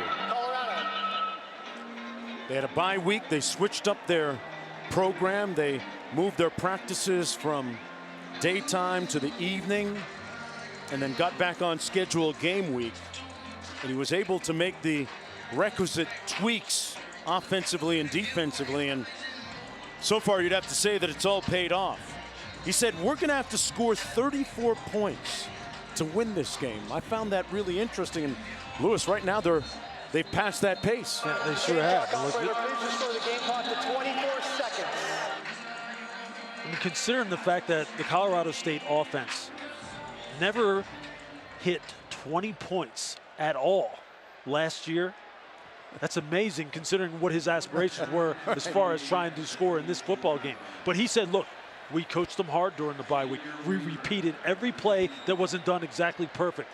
He really instituted a high level of accountability. Although they have accountability all the time, they wanted perfection during that bye week.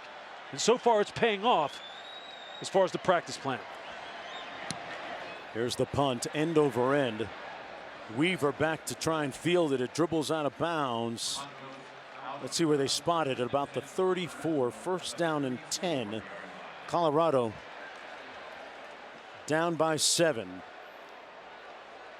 Well, the night began with a whole bunch of sideline pyrotechnics. Key Glock, one of the top rappers in the game, Master P, making him say, Offset, who Quint spoke with a moment ago, and a couple of NBA champions watching from up top. And Dwayne Johnson has been here for a couple of days. You would think that they've handled a lot of the attention well, but they didn't handle the pressure from the front rush. And look who's there. Kamara again.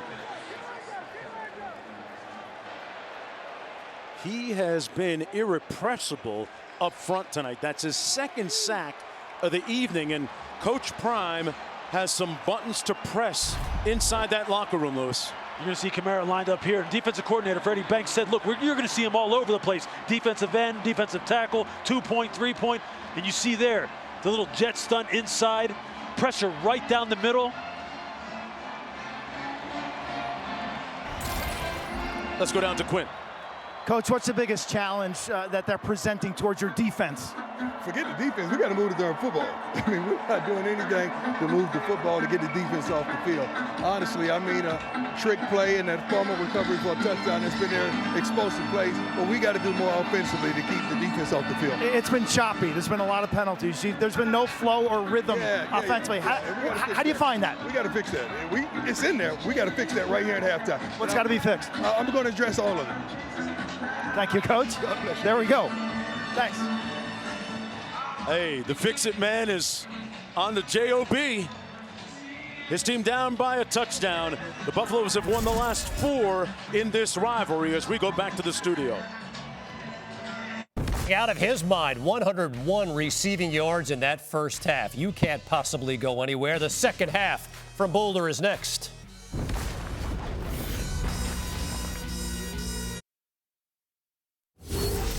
You're watching the Dr. Pepper Championship Drive Game of the Week. You're watching ESPN College Football presented by Geico. This is the Pac-12 on ESPN with the muscled biceps and shoulders of the Rockies. A perfect backdrop for the flex on the field by Colorado State so far, who lead 21-14. Let's take another look at Lou's do's and don'ts. As we said coming into this game, Mark, Colorado State had to pressure the passer, Muhammad Kamara. He is going after it right now. He is getting after Shedeur Sanders, and he is making his presence felt. And then for Colorado, it was about attacking the middle of the field. They haven't been able to get after the safeties of Colorado State and make them cover them one-on-one down the field. And unless Colorado is able to do that and take advantage of some of those mismatches, this game is going to get real interesting. Colorado State came into the game as a huge underdog. Now what? Here's the now what moments brought to you by Prudential. Look, Lewis Brown just showing up over and over with the big plays. You see him there with the touchdown catch.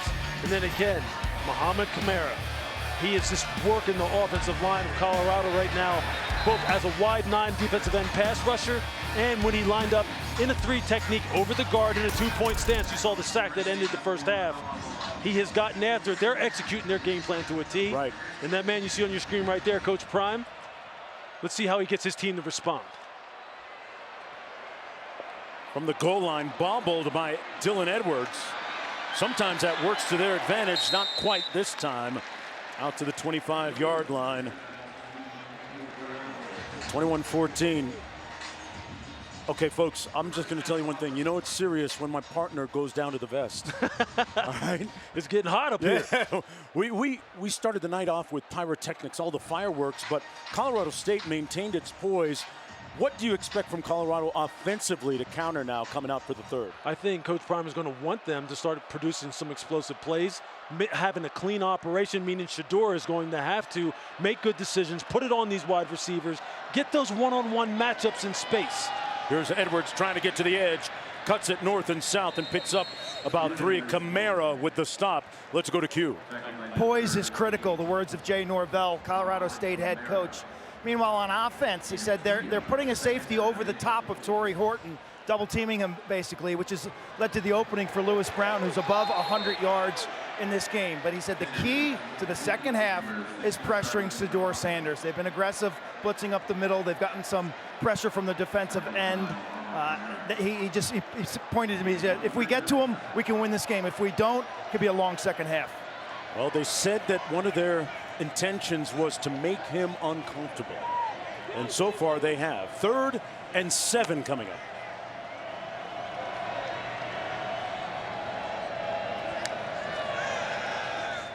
Sanders tripped up and brought down for the sack by Pierce. And it's 4th down, a quick 3 and out. And the anguish etched across the countenance of the faces of the fans here. I tell you, right here, you're going to see Shedeur Sanders roll out here to the left, and you're going to see this. He has a wide receiver coming open on the post and he just isn't able to get his eyes down the field and let that ball go. And why is that? Why do his eyes come down? Because the pressure. Now he may be starting to think about it a little bit. Instead of keeping his eyes down the field, as we showed early in the game on the telestration that we put together before the game started, that's something he's done all year long. But this pressure starts to make quarterbacks act uncharacteristically. Third sack of the night for the Rams. Hey, all season long, student sections across the country are competing to be the Taco Bell Live Más Student Section of the Year. Download the Taco Bell app to learn more. 41-yard punt, nothing on the return. Rams will start from their own 36-yard line. The last time that these two teams met, and one of the teams was ranked, the Rams were able to win. Such is the case again here tonight. This is an important drive here for Colorado from a momentum perspective. The defense needs to go ahead and return the favor and get their own 3 and out, because their offense needs to get into a rhythm, and the only way they can do that is to have the ball. Here's Morrow taking the handoff, moving the pile. A nice surge across the 40 out to the 41-yard line. About a 5-yard gain that time for Colorado State, and the 5'11", 210-pound senior from Seattle, Washington, from famous Garfield High School out there, a perennial power in both hoops and football. One of the players from Nevada that joined Coach Norvell through the portal. 2nd down and 5. Gets another call, picks up the first down. A strong run out to the 48-yard line, tackled by Marvin Ham. This revamped offensive line, just watch them as a group, getting good hat on hat, good pad placement, good hand placement, getting defenders turned out of the hole, and just creating those running lanes for these running backs to get on to the second level. Nicolosi got rid of it in time. That's his tight end, Holker. Some run after the catch out to the 32 of the Buffaloes. 20-yard gain that time for Holker. One of the voices of that offense.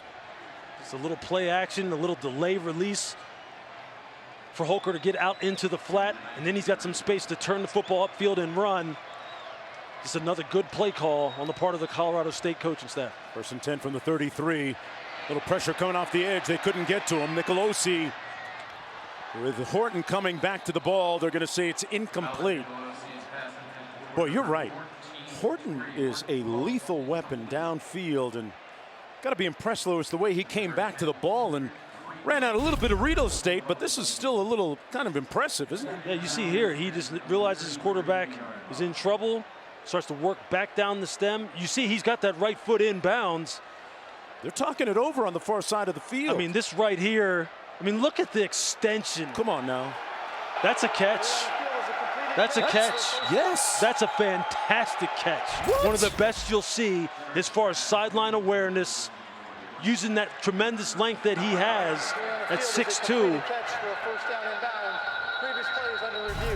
This is incredible. I mean, he's just walking the tightrope. I don't think that left foot was dragging out of bounds. Ball never touched the ground. He had it the whole time. Oh, it's a clean catch. I'm just wondering, as we saw it again there, his left foot, his right foot was in bounds. Was his left foot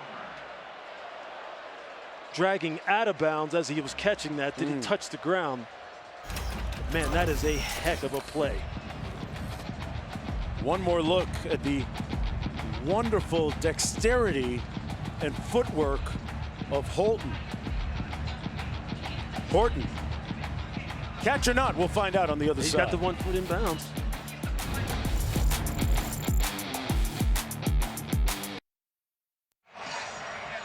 During the commercial break, they ruled it a completion, so it's 1st and 10 on the 14-yard gain.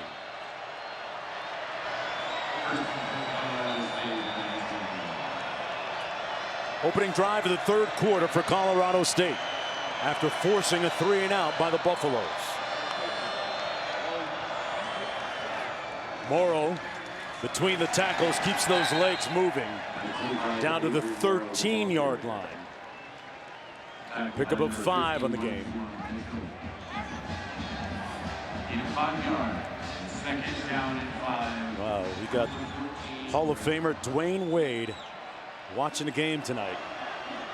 And a program that has really caught the attention of the entire country. Nicolosi trying to flip the script. Ball came out. It's loose. The Buffaloes recover. Shiloh Sanders with a huge crushing hit.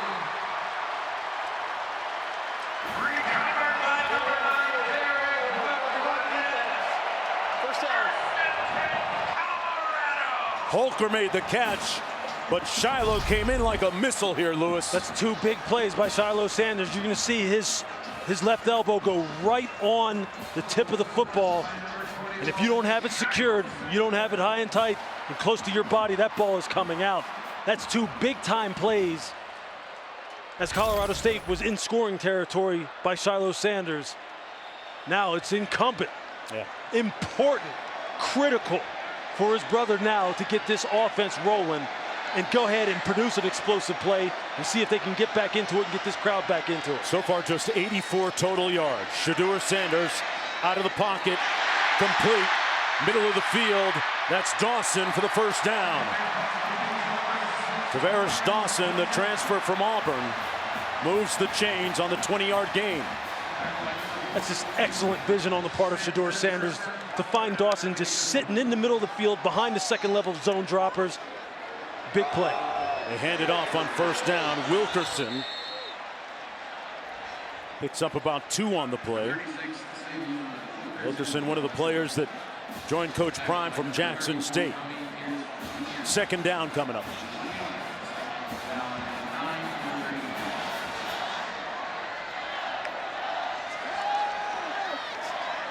Sanders has time, got rid of it, completed the 34. Jimmy Horn hung on to it, but got nailed immediately. He picked up 3. Justin Sanchez making the tackle. So we're looking at third down. And Kamara shaken up again. Saw him go down and was hurt earlier in the first half. We got a 3rd and 6 for the Buffaloes. And we're going to pay some bills and come back on the other side. What Colorado needs to start doing is really attacking this second-level area behind the linebackers with these high-low combinations that influence linebackers, get them to step up, and then there's some open throwing windows. And you see it happen right here. You see right here, the linebacker, he's in a conflict. He gets influenced by the shallow crosser, and then there's an open window right behind him. Attacking the middle of the field is something that Colorado State struggled with, and something that right now Colorado needs to continue to try and exploit, especially if they're going to play these 3 deep zone coverages. Let's go to Q for more on Travis Hunter. Colorado officials just told me that Travis Hunter has been taken off the premises to a local hospital for evaluation. Wow. The cornerback and wide receiver apparently done for the day. That's like losing 2 players in 1 for the Buffaloes. So they are perhaps in slight crisis mode without one of their key cogs. Incomplete, intended for Horn. Took his eye off the football, and Travis Hunter, as Quint just reported, done for the night. This was the hit that he took earlier in the game on the unsportsmanlike conduct hit from Henry Blackburn. He did return to the game after that, but subsequent to that, I mean, he was in just recently too. Yeah, you don't want to speculate as to the injury, but that was a heck of a hit to his midsection, right around his rib cage, right around mid-chest level. You just hope the young man is okay, because he is a fantastic talent, but that was a wicked hit that was really uncalled for. 4th down and 6. Horton back at his own 15. They try to set up a wall. Horton on the move and out of bounds at about the 41-yard line. The Rams are looking for a flag, and there is a flag right at the 40-yard line. A game that has had an abundance of linen littering the field. We have another penalty. You're going to get a horse collar call, which is a dangerous play for the ball carrier to get pulled down by the back of his jersey like that. It's just those kind of self-inflicted wounds. You're going to see it right here on your screen. Personal foul. illegal horse collar tackle. Oh, there it is. Kicking team number 47. 15-yard penalty. First down. Cameron Warchuk, the perpetrator there, the snapper. So Travis Hunter is done for the night. Coach Prime and his staff looking for, as Quint pointed out, it's like losing 2 players. Yeah, I mean, that's a critical piece of what you're trying to build here. And this is adversity unlike they have not seen so far in their young season.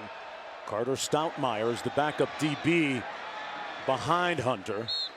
Gain of a couple yards by Kobe Johnson. Here's what they miss in the production and the number of snaps when Travis Hunter's not in the football game. You know, here's a young man that takes impeccable care of his body weekly after games, after playing over 120 snaps. He goes to a facility here and does the infrared sauna, which helps recovery, and also cryotherapy. He has a very professional approach about it. But he's done for the night. Into the boundary. Kobe Johnson run out of bounds after a gain of a couple of yards. He got 2 on the play. So 3rd down coming up for Colorado State. Breedlove running him out of bounds. Breedlove in for Travis Hunter right now. And you know, you got to figure at some point you're going to see either Lewis Brown or Torrey Horton go up against Breedlove and see if they can get a one-on-one situation down the field. Those two have been on fire tonight. You know they're going to test it. They're going to run it on 3rd and won't get it. Silman Craig, one of the first to arrive. No gain on the play. 4th down coming up for the Rams. On the fringes of field goal range. And this will be an interesting kick here from about 52 yards out. 31-year-old Jordan Noyes, married with 3 children, made one tonight from 52, which is a career long. It's blocked, and it dribbles harmlessly into the end zone. It'll be Buffalo football. Somebody got a hand on it.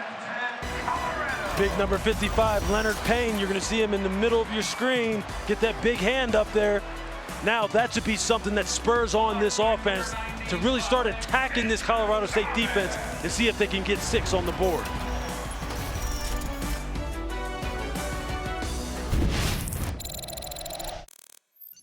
We are up close and personal with Ralphie as she readies to run tonight. We're going to put a POV on one of her handlers, Nolan. This should be really interesting.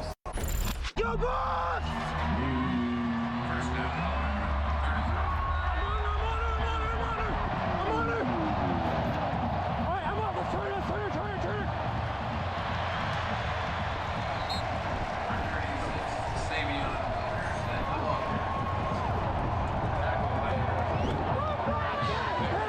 Wow.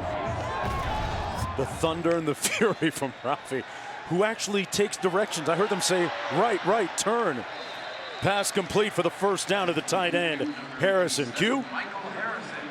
25 miles an hour. Nolan, who wore the POV, said it's like water skiing. You're kind of floating on the grass because the bison is carrying you. He says you just got to keep your legs moving. Man.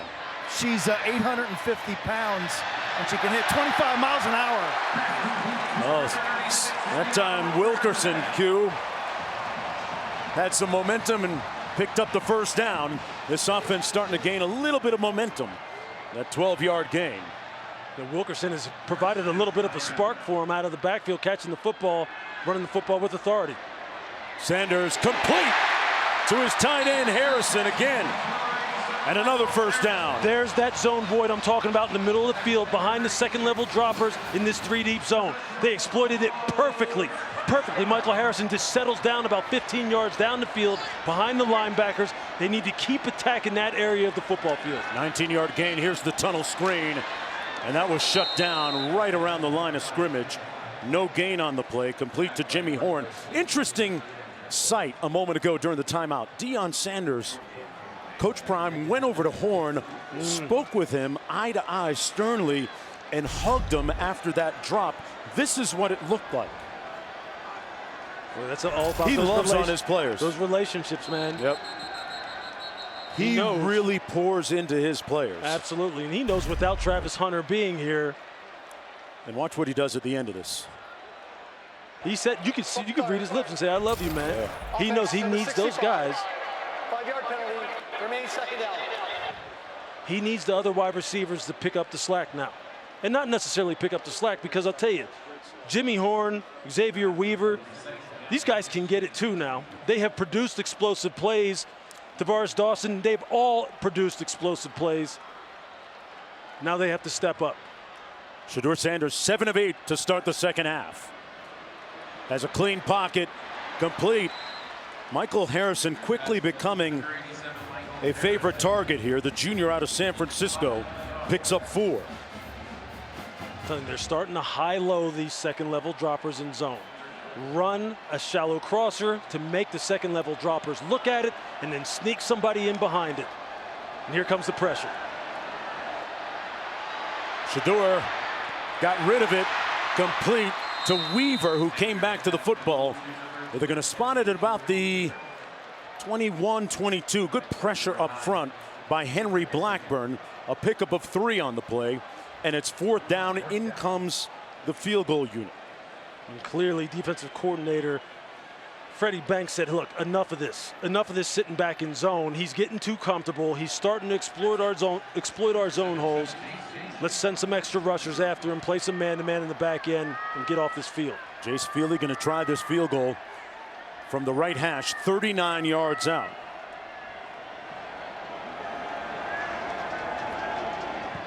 It's blocked. Somebody got a piece of it up top. And the field goal is no good. So a little bit of get back after Colorado partially blocked a punt. Pardon me, a field goal. Yeah, this looked like this one wasn't hit real clean in the first place. It looks like he came off his foot sideways. It's the second one that he's had blocked this year, Lewis. Yeah, but I mean, it just wasn't a good, clean operation on his part as far as the way he contacted the ball. And it didn't look like it was going to be good regardless. Yeah, I mean, you can just see it right here. The angle of the ball is going over here. Yeah. You're just wondering if that was going to make it anyway. Remember, they've got Alejandro Mata, who came with Coach Prime from Jackson State as a place kicker as well. 1st and 10 coming back the other way. Colorado State. Incomplete. But the popular refrain of the night is flag on the field. Yeah, I think you're going to get an illegal block here, a high-low situation where the linebacker gets hit high, Marvin Ham, in a real dangerous type of situation. Right. Personal foul, illegal block below the waist. The 25 offense. After this is to the goal. Replay, first down. Hey, folks, we'll have 2 Monday Night Football matchups. Derek Carr leads the Saints against #1 overall pick Bryce Young and the Panthers. And at a special 7 start time, 7 Eastern, 4 Pacific on ESPN in Deportes. And Nick Chubb and the Browns taking on TJ Watt and the rival Steelers at 8 Eastern, 5 Pacific on ABC and ESPN+. That's the 7th personal foul flag of the game.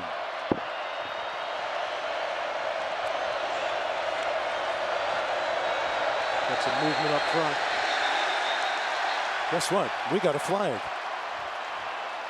Drew Moss. False start. Number 68 offense. 5-yard penalty. Remains first down. After the penalty, first down. You're going to see it right here. Right tackle Drew Moss. Just flinches just a little bit, and he knows it right there. You can only imagine what he's saying to himself in his helmet. 13 penalties, Lewis, for a total of 143 yards for Colorado State. It's hard to win in spite of that. But here they are still up 1 score, but moving in the wrong direction. And this crowd is starting to amp it up.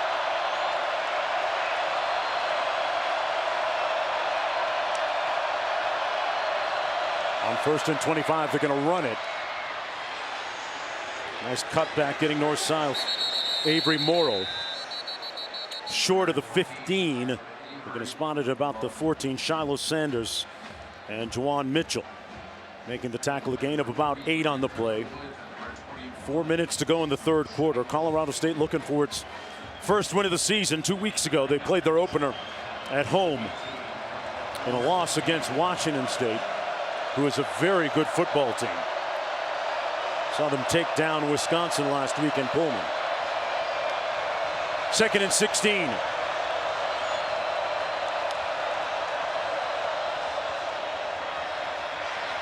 Nicolosi in traffic. What a catch.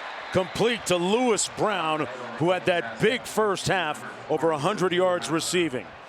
And there's a look at the College Football Playoff National Championship Trophy presented by Dr. Pepper. It was on the campus earlier today. A bunch of the students had a chance to get up close. 3rd down and 5.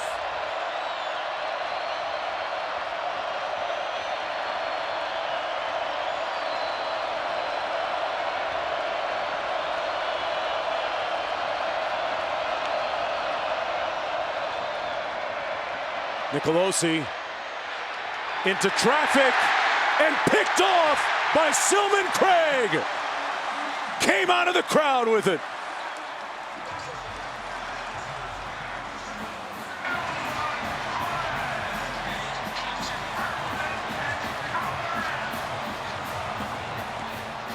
The 2nd interception and 3rd turnover for Colorado's defense tonight.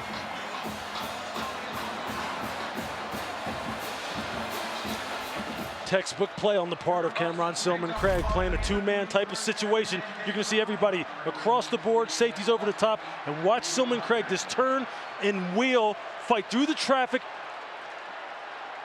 stay in phase, safeties over the top, and you see he just turns his head, finds the football. That's textbook 2-man type of coverage with a safety over the top. Let's see if they take a shot. They come underneath instead. The pass complete out to the 40-yard line.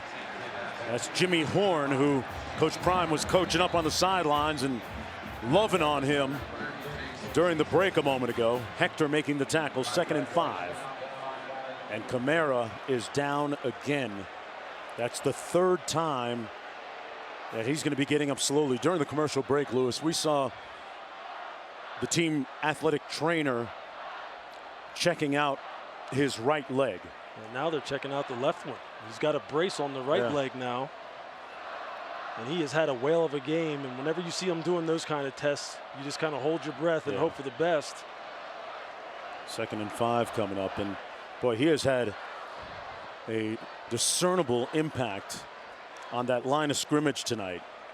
Really kind of tilting it in favor of the Rams, right? No Setting question. the tone early. It was a key to this game in order for them to win it, because Shedeur Sanders had not been pressured to the magnitude that he's been pressured tonight. And you see, pressure changes all quarterbacks. It makes things difficult for all quarterbacks. And Freddie Banks said that. He said, I have to change the looks up. I have to stay a step ahead. And I have to inject doubt into the decision-making process of the quarterback. And one of the ways to do that is to hit him. And Muhammad Kamara has just terrorized this offensive line tonight. He has shown speed, he's shown power, bend, closing ability, finishing ability. And if you're Freddie Banks, who you just saw on your screen, that's exactly what you've asked for.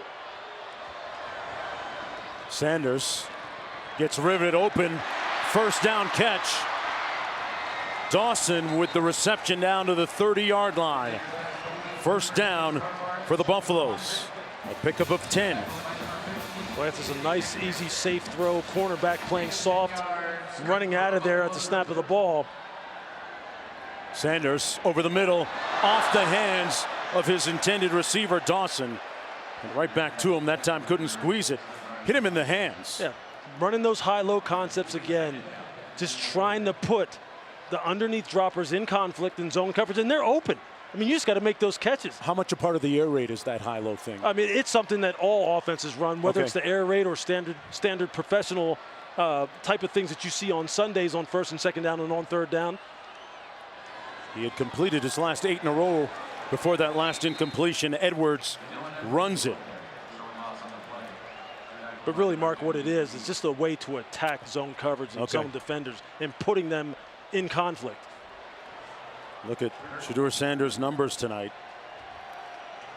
Leads the FBS in passing yards per game.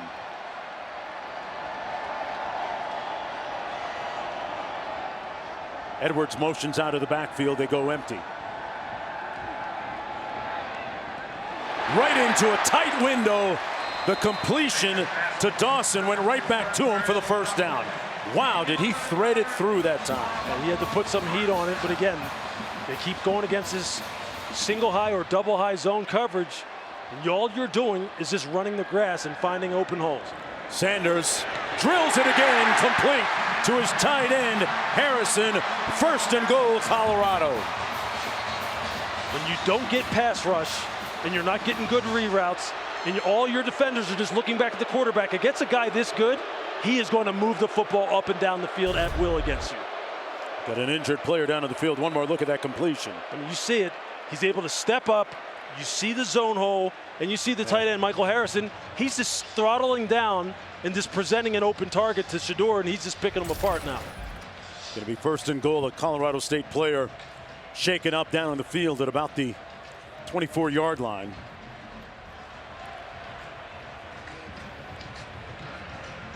When you see them massaging calves and pulling the toes up, sometimes it means cramps. Sometimes. Here's next week's Sunday night baseball matchup.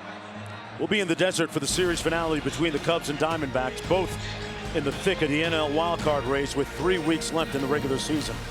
7 Eastern, 4 Pacific on ESPN, ESPN Deportes, and ESPN Radio. Our coverage begins at 6 Eastern with baseball tonight. Sunday night countdown.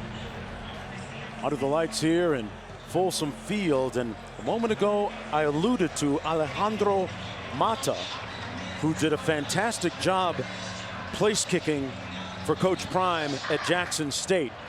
Hit a bunch of big field goals for them in the time he was there, and he's warming up right now. This in the wake of that blocked field goal a moment ago.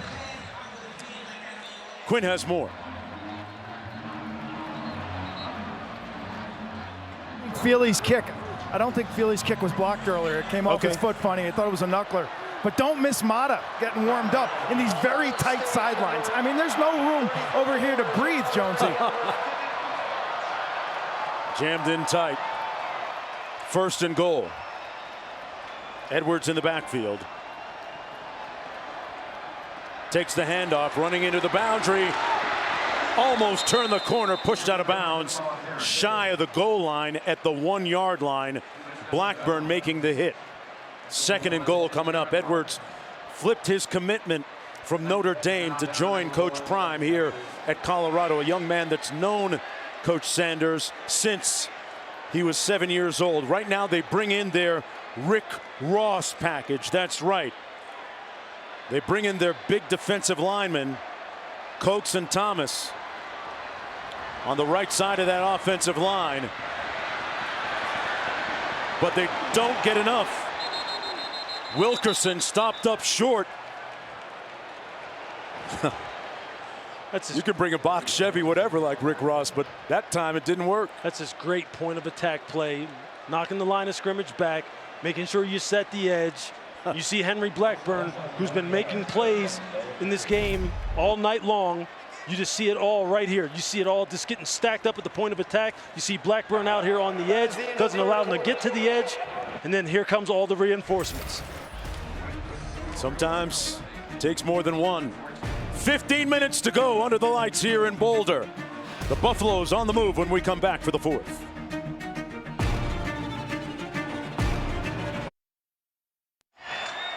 Third and goal. Here's the matchup. You see both coordinators, what did they dialed up now? Wilkerson in the backfield. They call it their Rick Ross package. They line up in it again. They're going to run it with nowhere to go. He got back to the line of scrimmage. Fourth and goal. James Mitchell, number 91, was the first one to arrive. And let's see what they're going to do on fourth and goal. I think they're going for it. They have to punch this ball in here. And if you're Freddie Banks right now, you have to put some pressure on Shedeur. You can't let him be comfortable sitting back here. These guys are too good one-on-one. You see they're trying to spread them out. And we're going to have a timeout called, Lewis, by Colorado State. And Coach Jay Norvell on 4th and goal. Boy, this is a defense that gave up ample points against Washington State a couple weeks ago at home.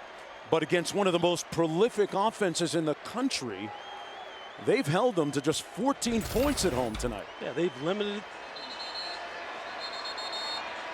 Scott Van Pelt had something to say, too. Is Scott still awake? Hey, 1 a.m. on the East Coast. Yeah. You should be sitting up watching this game. Ain't nobody left this game. This is going to go down to the end. Oh, they're going to send in the field goal unit. And it's going to be Alejandro Mata. If you're Colorado State, you're playing for fakes. Hey, look, you're telling your guys, safe rush this thing. Don't try and block. Let's just make sure we have all eligibles covered, just in case. From 20 yards out. That's exactly what they did. Easy. We got a 4-point football game just underway here in the 4th quarter of play. That's got to be a little bit of a win for the Rams defensively, with the lead and the football when we come back.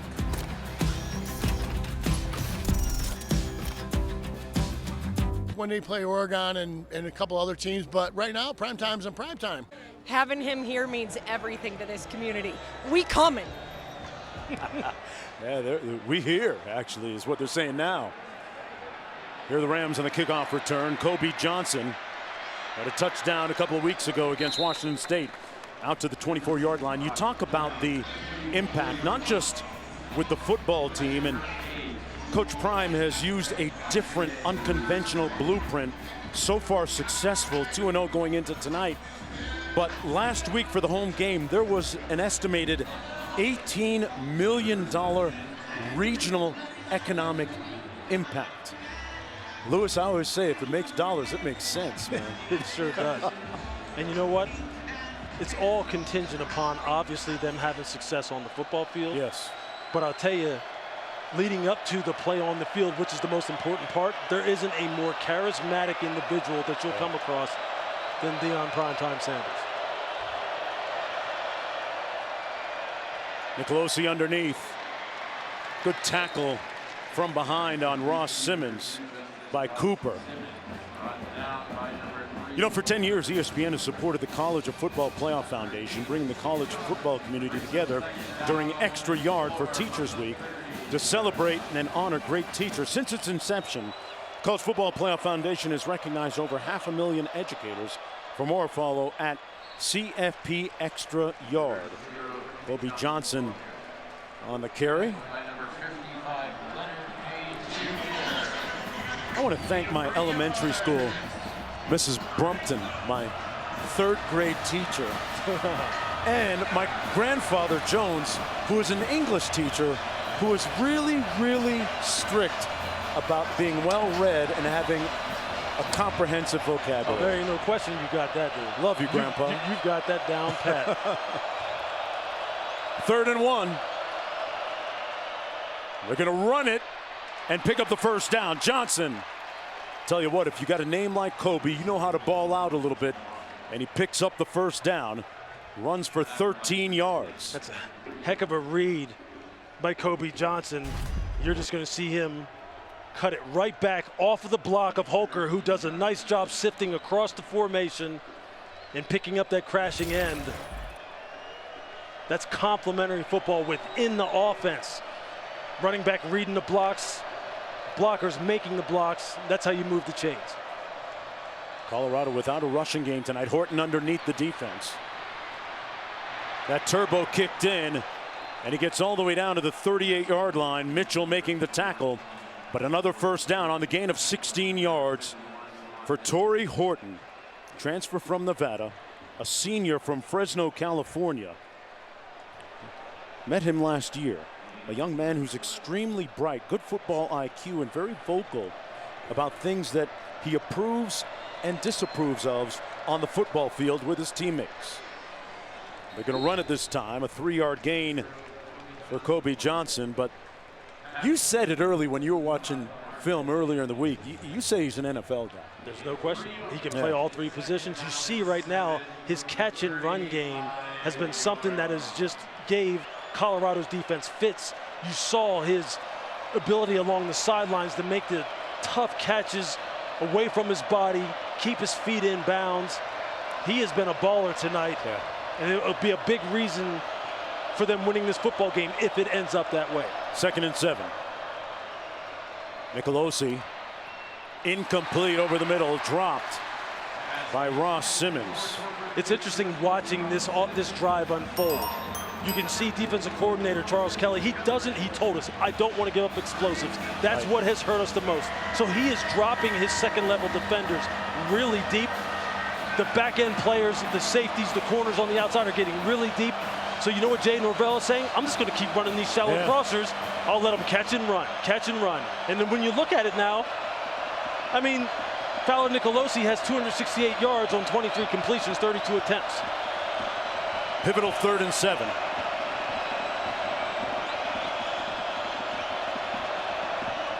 Pressure coming, they picked it up. Caught, and room for Holker on the run. Did he get in? Touchdown, Rams. 35 yards for the score. That is a sick, and I mean sick catch. Watch Holker coming across the screen against man coverage, and watch where this ball goes. He catches it at ankle height with a defender trying to swat at the football and come up with the PBU. It doesn't break his concentration. Then he turns the ball north and south. Look, we saw Holker 2 weeks ago make a catch in the red zone against Washington State. That was about as good of a catch as you're going to see a tight end make.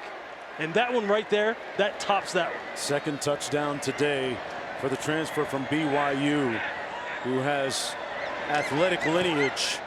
His mom ran track, dad played collegiate basketball, and he makes it 28-17. Look, Jay Norvell said, my playmakers have to make plays. This is what you're talking about. These shallow crosses, they've been running them all night long. Look how he catches the football. I mean, that right there, I promise you, NFL scouts are going, I'll take some of that on my team, because if you have a tight end that can catch the football like that and put it in the end zone, you're going to play on Sundays.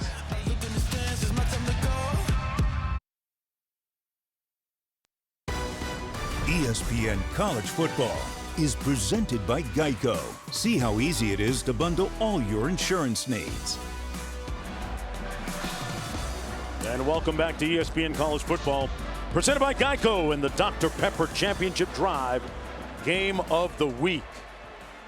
And Colorado facing a deficit that they haven't faced yet this year. At home, trailing by 11 points, still plenty of time to go, but it's time to make a move. 28-17. Every single play counts now.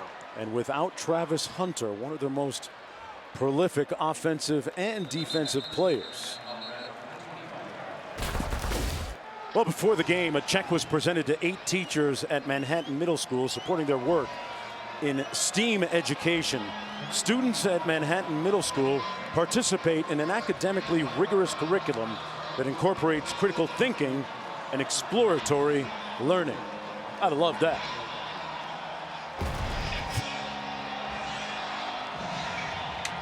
Here's Shedeur Sanders in the Colorado offense now. It's going to be about exploiting the inherent weaknesses in this zone coverage that they have been running a lot of between the 20s. Let's see what he does on 1st and 10. Going to use his legs here and slides down and rolls forward. They're going to mark it at the 33. Gain of 8 on the play. You see on that play, it was a standard 2 deep. Rush with 4, covered with 7, 2 safeties high. Now they're rolling down into a single high zone coverage. Against an empty formation, Sanders gets down safely at the 42 first down. We haven't seen him run the football much tonight, Lewis. No, I mean, you know what? This probably speaks to the fact that he may not be seeing it real clean, or maybe he's not really trusting what the receivers are doing right now, and he's just taking it in his own hands, because we haven't seen him do this very much this year. Meanwhile, Kamara, number 8, coming off the edge, back in the football game, incomplete, in and out of the arms of Xavier Weaver, one of the most trusted receivers offensively. He was seeing footsteps. There's no question about that. He saw the linebacker who was bearing down on him as he was running that shallow cross. Young man. Hey, yep. Receivers get alligator arms, man. They've taken some big hits in this game already. There's Kamara back in the ball game. Little receiver screen here. And out to the 48. He went right back to Weaver. Came out of the transfer portal, transfer from South Florida, had offers from Oklahoma, West Virginia as well. 3rd and 2 after the 8-yard gain. They run it. Edwards with a burst of speed got the first down at the 33. A 13-yard pickup. He is the self-proclaimed fastest player on the team. Lewis, I'm not going to doubt it. Oh, me neither. He is a home run hitter in every sense of the word. Sanders moved off his spot, broke one tackle, and put his hat down and got inside the 25 to the 23. Jack Howell finally brought him down. What's interesting to point out is that we have seen Muhammad Kamara hobbled, dealing with some injuries to his lower body, and he has not been able to put pressure on the passer these past 2 series. And you see the effect that it can have on the comfort of Shedeur Sanders. Shedeur knows where he is. He's probably coming up to the line and locating him right away, right? Oh, there's no doubt about that, but he's compromised right now physically. He is not the same person he was in the first half. 2nd and 1 coming up. Hey, here's next Saturday's featured college football game. Should be a great one. Coach Prime and number 18 Colorado going to Eugene, Oregon, taking on Bo Nix, number 13 Oregon. Coverage begins at 3:30 Eastern, noon Pacific on ABC and the ESPN. Man, the Pac-12 has an abundance of talent at the quarterback spot. Bo Nix next week. Got Shedeur Sanders right here. Penix at Washington is putting up great numbers. Caleb Williams, oh, by the way, the reigning Heisman Trophy winner. Oh, yeah, that guy. Yeah, he's pretty good. 2nd and 1. Sanders behind his receiver, but caught Weaver at the 15. And they move the chains. A 9-yard gain. There's a look at some of the guys I was alluding to. We saw Cameron Ward last week in Pullman. Talented guy as well. I'll tell you, Shedeur Sanders right now, he's going to have to rise to the occasion, make good decisions, identify pre-snap what they're trying to do. Pass is caught at the 1, and now they're saying incomplete. Had some indecision earlier tonight on that Horton grab with conflicting signals actually from the officials. See what they say here. Yep.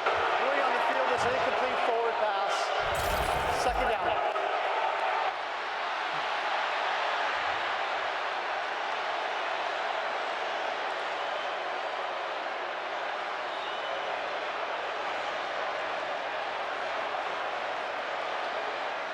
From the 15, 2nd and 10.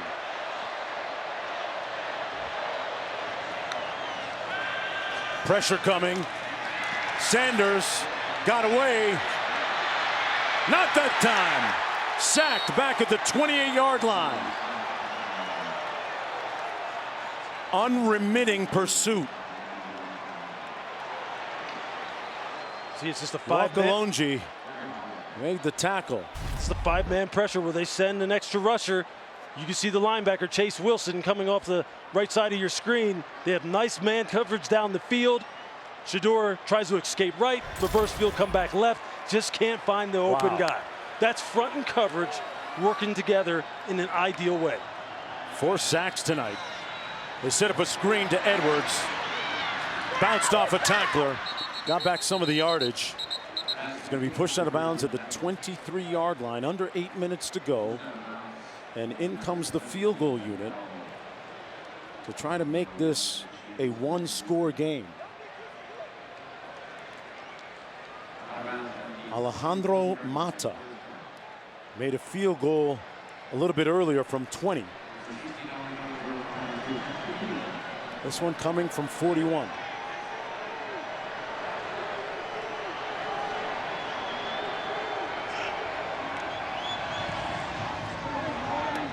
And that's clean. Got it. It's a one-score game, 28-20. And now for tonight's Aflac trivia question. What Academy Award-winning director/actor once worked as a janitor at the Sink? That's Boulder's oldest restaurant, by the way. We'll have the answer for you in just a moment. We're going to take a short break and come right back. Under the lights here in Boulder. Let's answer the Aflac trivia question. What Academy Award-winning director/actor once worked as a janitor at the Sink? This one got Robert Redford. I had no clue. I'll just tell everybody I had zero clue. I couldn't even make a guess. Man, that's wild. The Sink. Robert Redford. That wasn't on my list of culinary spots to hit. A river. Q. What about you? A river runs through it. That's like the little creek behind our hotel that we were jogging on yesterday. Oh, okay. All right. I lost consciousness at mile 3. I'm sorry. The altitude will do that to you. 7:33 to go. If you're Coach Norvell, how do you put this game on ice? You stay aggressive. You stay aggressive within the context of what your game plan has been already, which is hit these shallow crossers when they play soft zone coverage, let your guys catch and run. When you think there is an opportunity to take a shot downfield, you take it, and you continue to sprinkle in running the football because this offensive line has started to assert itself. 1st and 10 from the 25. They keep it on the ground. Avery Morrill picked up about 2. Juwan Mitchell made the stop on the play. I'll bring you back to the fact that Colorado State have 12 new offensive linemen on the roster this year. And Lewis, you just said that they're starting to really impose their will on this game. That was a great investment by head coach Jay Norvell. Well, they clearly got the message from week 1 that wasn't acceptable. Going to run it again here. And just short, or let's look at the spot. It's going to be 3rd and about a half a yard to go. Cooper making the stop on Morrill.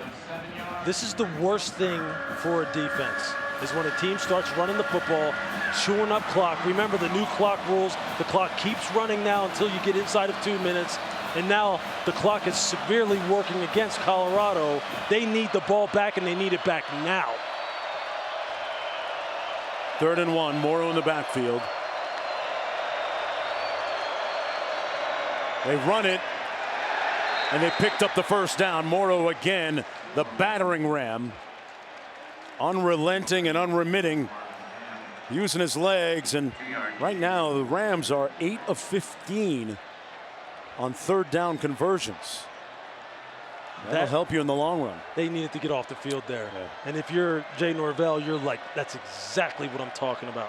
That's why I went out and got all these new guys on the offensive line. That's why Coach Prime knows he's going to have to beef up this defensive line a year from now and going forward to prevent situations like this.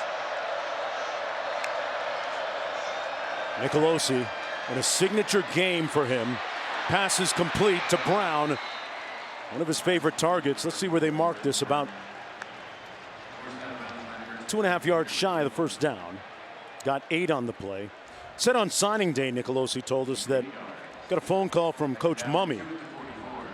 Said that the staff was moving to Colorado State, so he connected with the respective people and decided he was going to commit.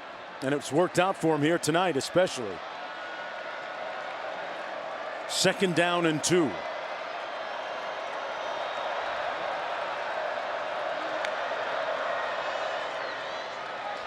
Nowhere to go for Morrow. He's going to lose about 3 or 4.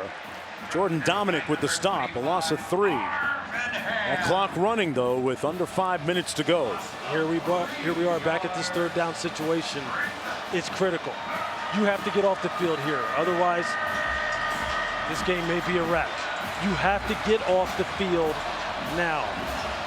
Let's see what Charles Kelly dials up defensively, the coordinator for Colorado. The playmakers have been making plays for Colorado State. The short passing game, the cross passing game. 3 receivers out to the top of your screen. Nicolosi completes it, and it's a first down.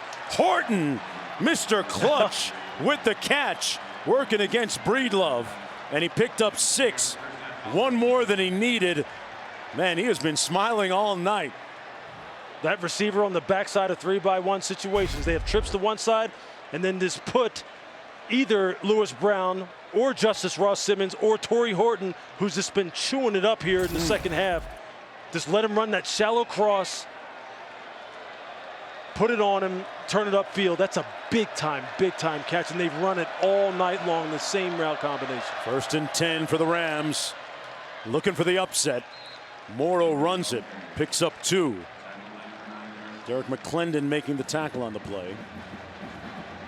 What kind of grade would you give the young quarterback here tonight? Well, I'll tell you, after he settled down from the pick 6 that Shiloh had early in the game, Shiloh Sanders, he has really been executing this offense basically flawlessly. The short passing game, Mark, has like torn apart the underneath coverage of Colorado. He's been opportunistic, taking the shots down the field. The running game has come alive. This offensive line is gelling. It's been a total team. Sounds like an A-. Absolutely. Okay. Well, you know what? Give me an A? Yeah, A- because of the pick 6. Okay. Well, they're going to be stopped up at the line of scrimmage that time by Amari McNeil. Morrow with nowhere to go. Under 3 minutes to play now. Colorado with all 3 of its timeouts remaining. Well, make that 2 now, as they burn one of them. First time this game has been played in several years. Colorado State looking to hang on when we come back.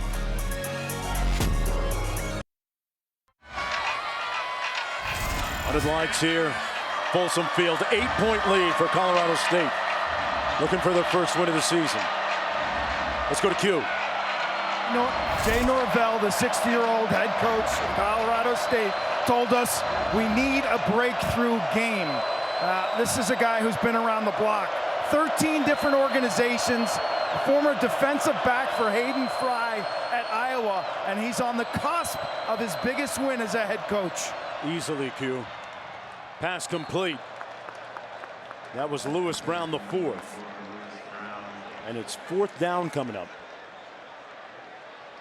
So the Buffaloes look like they're going to get an opportunity here with the clock running. Remember, it doesn't stop until we have fewer than 2 minutes to go. You can see the punt return team for Colorado coming onto the field, waving their hands down below their waist, which indicates punt safe, meaning play for the fakes. Heads up, everybody have their eyes on their assignment. We're not rushing the punter. Let's just make sure they don't try and go for it. Line drive end over end. It is going to dribble out of bounds. You couldn't have placed it any better if you were Coach Jay Norvell yourself. 43 yards. Dribbles out of bounds at the 2. The Buffaloes 98 yards away with 2:06 to play. One more look. It's perfect. Absolutely perfect. Heading right for the pylon. Patty Turner knew it. Time. The Australian knew it. Mark, this is one of those moments, right? For quarterbacks. Yep. Here you are, Shedeur Sanders. You're 98 yards away from possibly tying this game up. What you going to do? Got 2 timeouts to go. Edwards going to pick up about 2. Under 2 minutes to go. Chase Wilson making the stop. you've got to get this ball down the field. If you have to start taking some chances, you got to attack the middle of the field. It's open. Out of his end zone, Sanders, boy, great catch across his body. Michael Harrison, the tight end, he's made several grabs tonight. That one good for 11 and a first down, a crucial one. Out to the 15, 1st and 10. Sanders complete. Dawson down the sidelines. Steps out of bounds at about the 33-yard line. They move the chains again on the gain of 18. If you're Freddie Banks, at what point do you stop sitting back in this soft-shelled zone, cover 2, and start getting after Shedeur Sanders? We've shown that when he started doing this in the 3rd quarter, Shedeur started getting into a rhythm because he wasn't being pressured and felt comfortable in the pocket. Has time and throws it away. No grounding, went beyond the line of scrimmage. Receiver in the area. It'll be 2nd down and 10. Shedeur Sanders in 2-minute drill mode with 1:21 to go. And that guy right there, Coach Banks's defense, has done a masterful job tonight, holding that Buffalo offense to just 283 total yards. Sanders in the 2nd half is 18 of 23. And this, the 92nd edition for the Centennial Cup. Sanders complete and still on his feet. Weaver down to the 42. They get up to the line of scrimmage quickly. 1st and 10. Mark, there's that hole in the middle of the field versus cover 2 with the safety split so wide. We've been talking about it all night. And a flag down on the far side of the field. And we're going to have a procedure penalty. Boy, that is a real setback if you're talking about Colorado.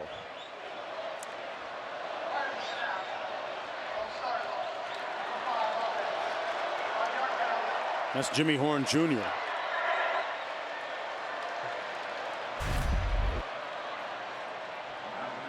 See Horn right there at the top of your screen.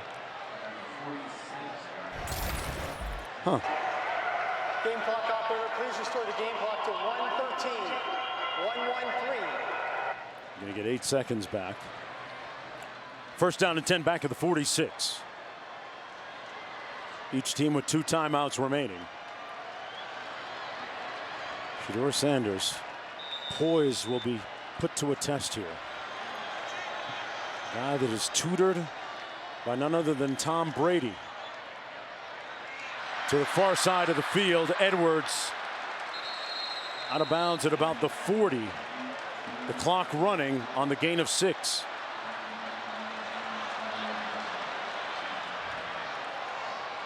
Second down. Flag down. Pass complete to Weaver. They weren't set. They're going to call this one Michael Harrison, the tight end, number 87. He wasn't set before the ball was snapped. You're in hurry-up mode like this. Number 87 offense, 5-yard penalty.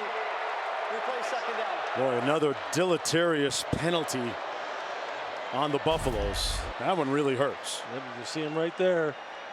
He's trying to get the call, looking over to the sideline, trying to get his alignment, trying to make sure he's back off the ball because he couldn't have been on the ball. 9 penalties, partner, for 75 yards. Those last 2 really sting if you're Colorado. Sanders downfield, got him in. Horn, atonement, touchdown.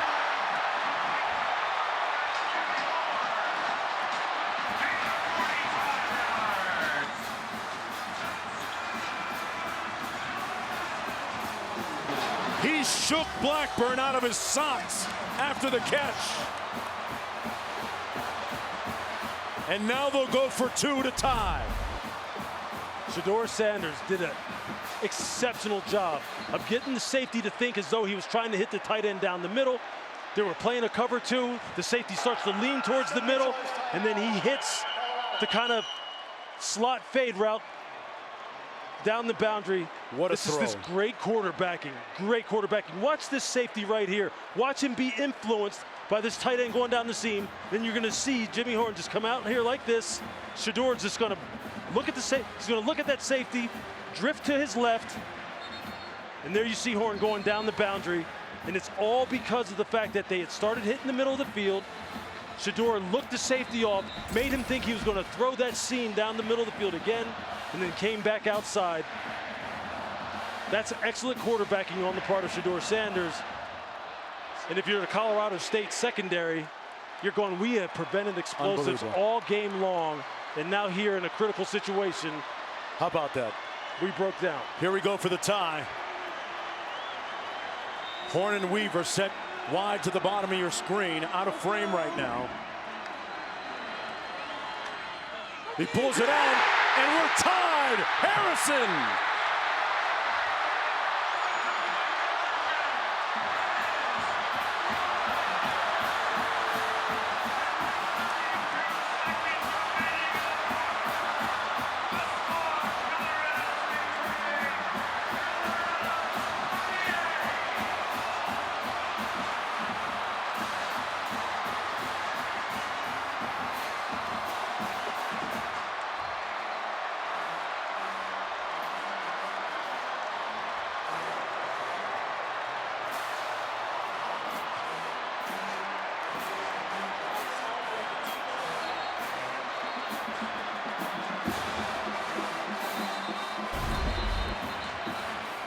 This will make you scratch your head if you're trying to keep him out of the end zone.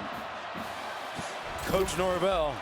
What did we say at the start of that drive? I said 98 yards, Shedor Sanders. What are you going to do? This is one of those defining moments in your college career. Unbelievable. What are you going to do? You're going to put the team on your back and start making plays down the field, absent your best offensive weapon, who's gone to the hospital, and we hope he's okay. Yeah.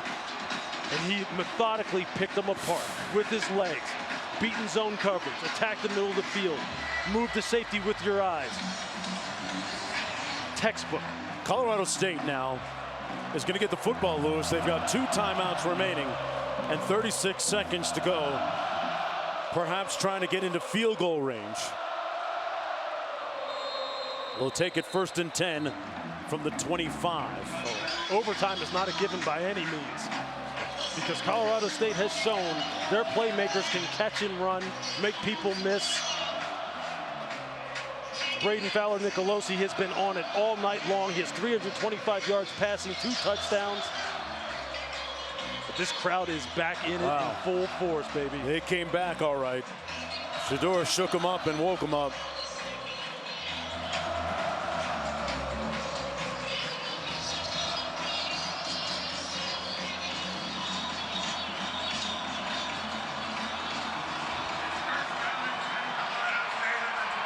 If you thought that they were ready to entomb the Buffaloes, you don't know about Coach Prime.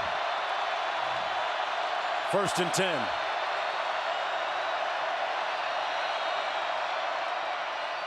Nicolosi complete to Brown, picked up about 4 on the play. 32 seconds to go. But between Brown and Horton, they've done a great job offensively for this Rams offense. This is a different team from 2 weeks ago against the Cougars of Washington State. We say it all the time, right? The week 1 to week 2 jump, year 1 to year 2 jump. It's a real thing. Plus they had the bye week. That's right. And you're seeing it play out before our very eyes. Still not in field goal range. Nicolosi off his spot, incomplete. Intended for Holker, who caught that miraculous ball a moment ago for the touchdown. Not that time, setting up a 3rd and 6. See, Colorado still has 1 timeout left. 3rd down and 6 here. You can get them off the field. We may be in store for some real fireworks to end this game. Look at the green line at about the 40-yard line. That's the approximate field goal range for Colorado State.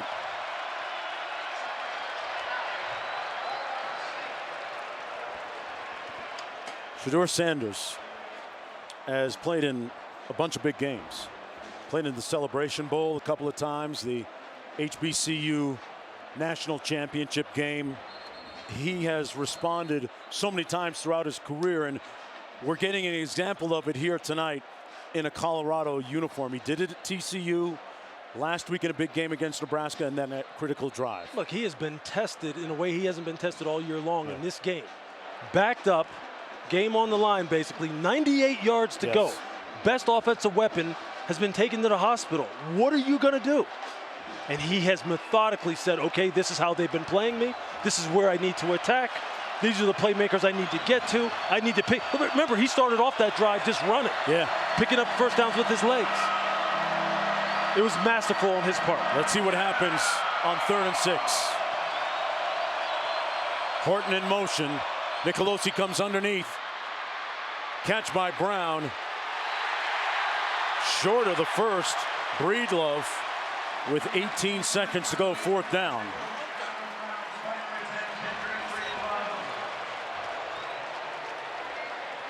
That's a big stop for Colorado.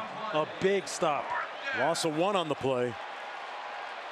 And the hope now is a punt return. That's right. That is Dylan Edwards, the fastest player on the team back there for Colorado.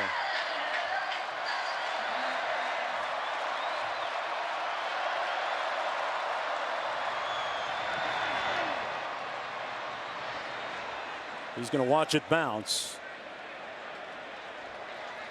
And with 7 seconds to go. Well, that's one play, right? That's it. 43-yard punt. Him not being able to field that. You saw the clock just kept ticking. You know, if he could have got that ball earlier, if he just could have got the ball in his hands and maybe made some moves in the open field, I mean, it would have been maybe a difference maker. But that's good strategy on the part of Colorado State. And now they're going to go into their prevent defense. And look at those numbers. Different story in the second half. Yeah, he started to figure out that zone coverage a little bit. Edwards on the run. And brought down to the 45, and that'll do it for regulation. 60 minutes in the books under the lights here in the 92nd edition of the Rocky Mountain Showdown. We're going to play some more football. Back after this, overtime in a minute. Hey, full-time fans, time for overtime. Brought to you by Modelo. Let's take a look at the overtime rules presented by Modelo. Coin toss, winner decides. Offense, defense, and a field. Each team gets possession. 25-yard line start, first 2 overtimes. Now here's the key. Must attempt the 2-point conversion after a touchdown in the second overtime if it gets that far. And alternating 2-point conversion starting with the 3rd overtime if it gets that far. A lot of contingencies. The one thing we know for sure is that it's really incredible to watch the growth of both these teams. Yep. In various ways.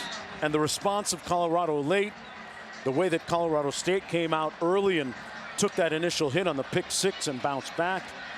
And that brings us to 28-28. If you're just joining us, Colorado lost one of its most prolific players on both sides of the football. Travis Hunter took a big hit on an unsportsmanlike conduct penalty in the first half and had to go to the hospital. Did not play in the second half as we take a look at our game recap. This was where he was shaken up. Yeah, that's the unnecessary hit by Henry Blackburn. And then you see there that Shedeur Sanders was under attack all night long from Muhammad Kamara. Brown had a big first half, went for over 100 yards receiving in the first half, and this was the big catch and run late in the dying moments of regulation, and that the 2-point conversion. Little Shedeur magic here in Boulder. His older brother Shiloh had a pick 6 for a touchdown in the first quarter. Let's see who wins the toss. Looks like Colorado has won it. They'll choose.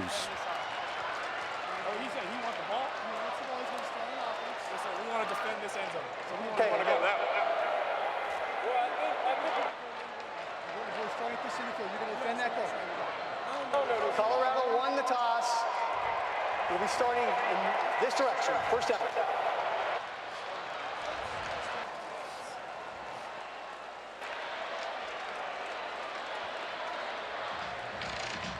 Colorado winning the toss. So they get to choose as we go to overtime. Start at the 25-yard line. Seemed to be a little bit of confusion.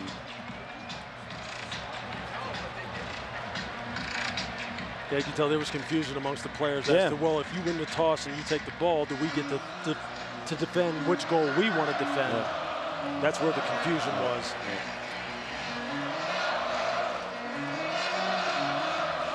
Buffaloes will have the football.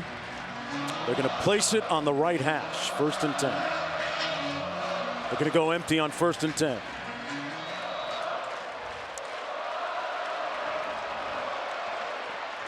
Edwards motions into the backfield. Blitz coming. Shador gets it up in the air into the end zone. And incomplete. Intended for Weaver. Closely covered by Anusian. It'll be 2nd down and 10 from the 25. That's real good coverage by Anusian. You see them kind of hand fighting a little bit down the field. He's not in control, not in phase with the wide receiver, so he's just playing the eyes and hands for the ball to arrive so then he can punch the pocket. Real good coverage on the part of Anusian. 2nd and 10. Sanders with a little bit more time. Runs. There's going to be a face mask. You could see it even from 2 stories high from our broadcast position. Mohamed Kamara.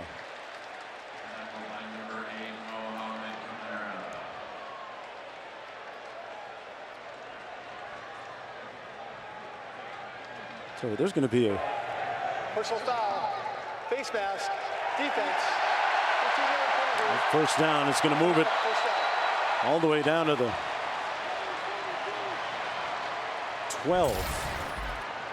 That's the 8th personal foul. It's unbelievable. Unbelievable. Critical errors at inopportune times. And Kamara has played a fantastic game. He's been making plays all over the field. Just got to dial in at this point. Got a little trips to the left of Sanders. Fires incomplete and a flag down. That's going to be a late hit. Sanders ended up taking a blow. It was right there. And it's Mohamed Kamara again. Number 8 defense. Critical errors. As good of a game as he's played, those are 2 bad plays. You see the helmet under the chin. Previous plays under review for purposes of reviewing potential targeting. That's absolutely targeting. You could see Shador Sanders' head snap back. The crown of the helmet hits him right in the ear hole, right underneath the chin. Well, they're going to take a look at this. That was Dad. That was Dad fixing his son's mouth a little bit. Might have took a good shot right here. Boom. Yeah, the crown. Yeah. That's just. I mean, I don't know how many. We check the boxes there, right? Yeah, we don't really need to see anymore. I mean, you can see his helmet just turned sideways right there. Yeah. I mean, that's his. He was sacked 8 times last week. And the Rams approaching that number right now. They got 4. But halfway there. That is a big-time hit. After the review, it was confirmed that number 8 committed a personal foul targeting penalty. Number 8 is disqualified for the remainder of the game. The most dynamic defensive player tonight for the Rams is done at the most critical juncture of the game, Lewis. Yeah, their ability to affect the passer with their pass rush is diminished greatly when he's not on the field. Greatly. And that's 2 plays in a row, Mark. That's 2 plays in a row where he made critical errors that allow Colorado to just continue to move closer and closer. He's putting this in for 6. He's a guy that played in this rivalry game back in 2019. 1st and goal from the 6. Sanders underneath, complete. And a good tackle at the 3-yard line on Weaver by Ron Harge. It'll be 2nd and goal on the 3-yard gain.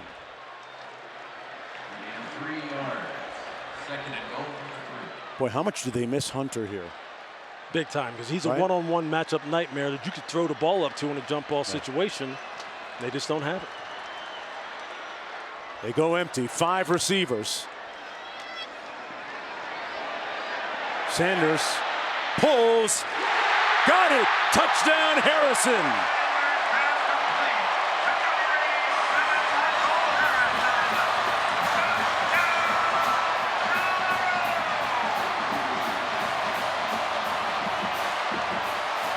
Remember, it was Harrison that caught the 2-point conversion. Harrison was the 3rd guy in the trips to the right side of the formation, and he sees Shedeur Sanders in trouble. He was running across the back of the end zone away from Shedeur, stopped, presented an open target. He puts it on him, and it's 6. Mata with the extra point, got it through. Colorado State looking to respond. They'll have an opportunity, but it's got to be a touchdown and an extra point. One more look. What was the key here, Lewis? You're going to see Harrison's right here. He's going to start going across the formation, and he just stops because he sees the quarterback in trouble. It's an extended play situation. Watch, he's going to see him. He sees Shedeur. He sees him break out to the pocket to the left. You see him just stop and then just start working subtly back to the quarterback. And when you're playing zone coverage, like Colorado State was, that's what you're doing. You're just looking for open grass. Q, what do you see down there? I see Shedeur Sanders once again answering the bell. He was stung by that hit, took his helmet off, walked by his dad. And at that moment, I'm looking at Coach Prime and Shedeur saying, is this a player-coach or is this a father-son dynamic right here? Yeah. Deion's shaking it.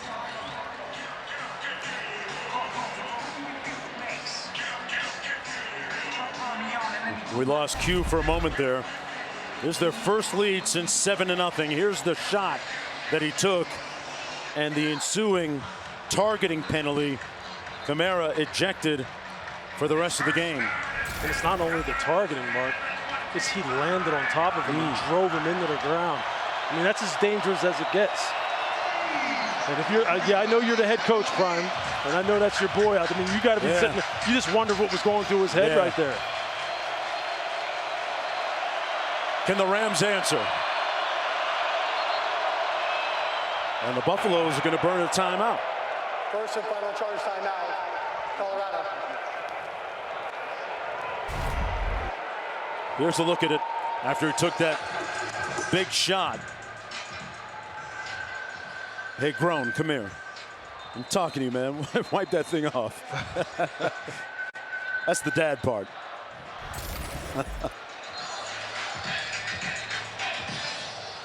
Coach Prime was telling us earlier, he says, what do I have to be worried or upset about? I get to coach my 2 sons. I get to pour into these 100-odd football players and love on them. I'm a need to be needed type of guy.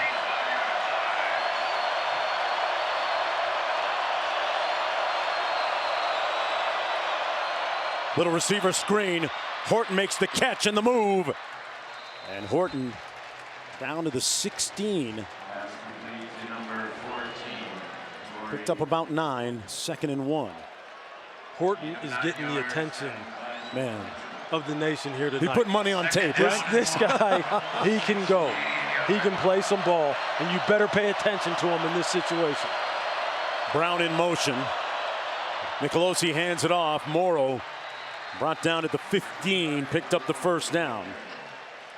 They've got to score a touchdown. A field goal will not do because Colorado scored one. Horton is split to the top of your screen here on 1st and 10.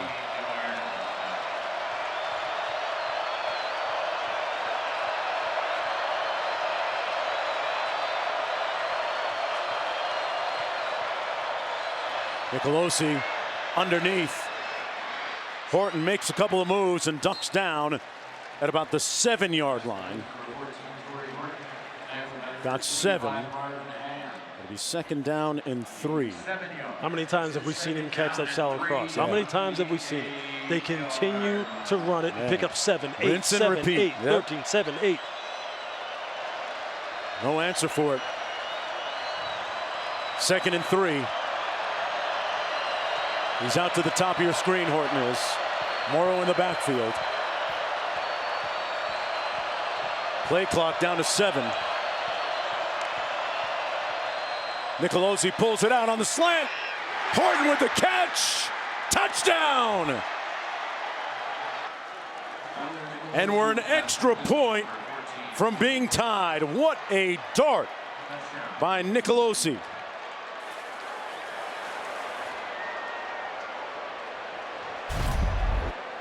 Leaving their best wide receiver one-on-one on the outside, and he beats the corner immediately off the line of scrimmage, gets inside leverage. The safety is too far inside to help. And really it's just throw and catch at that point. Right. He won that route right off the snap, and by the position of the safety, who was too far inside to give him help. Man's got 14 catches tonight. 106 yards.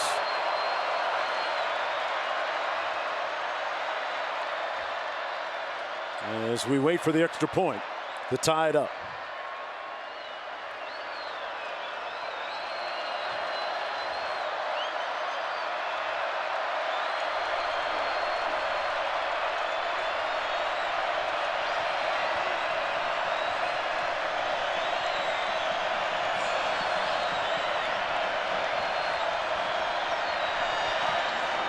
Let's play another overtime. Why not? One more. After the first overtime period, the score Colorado State 35. The chess match continues between Coach Prime and Coach Norvell. Part 2 in a minute.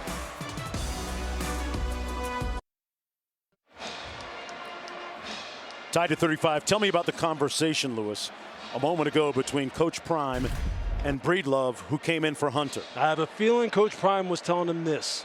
When you're man-to-man down here on the goal line and we have middle of the field safety coverage, you better move inside because the safety is too far inside to help you. Take away the shortest throw, which are the inside breaking routes. Make them throw it outside. That's what I bet he was telling him. There's one thing missing, the hug. Oh, yeah. Yeah. You can see right there. It's overtime. Oh, he's steamed right now. Yeah. Tied at 35. It'll be Buffalo football. Let's go down to Quinn. Seems to be some confusion as to which side of the field that the Buffaloes will be attacking. Coach Prime talking to the officials, and I'm not sure what the delay is here. The Colorado offense now huddling around Sean Lewis. A hush over this crowd. Remember, these fans, 7 a.m. this morning, Jonesy, they're at ESPN College Game Day right over here on campus. I was there with them. It's been a long, exciting day here in Boulder. Let's do it again real soon. Boy, what a great day of college football, especially here in Boulder. College Game Day here. All the stars, celebrities of hip hop and entertainment. Horn in motion. Boy, Sanders handed it off. Barreto got there right as the handoff was being made to Edwards. It's going to be a loss on the play of 5.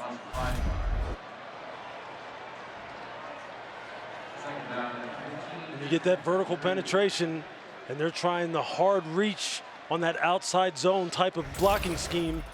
That's what can mess it all up. Penetration in the backfield produces TFLs, tackles for loss. That's a big-time play on first down by Barreto. That puts them in a 2nd and long situation, makes it much more difficult. Sanders gets rid of it Complete. Down to the 15. Inside the 10. Weaver, the receiver. Getting it done again. First and goal. A 22-yard gain. And they're up quickly at the line of scrimmage. That was a fantastic, fantastic route by Xavier Weaver, the way he converted it versus that cover 2 look. Here's Edwards, stopped on a dime, flag down, Weaver down. Pardon me, Edwards down to the 2. Edwards ball, penalty markers.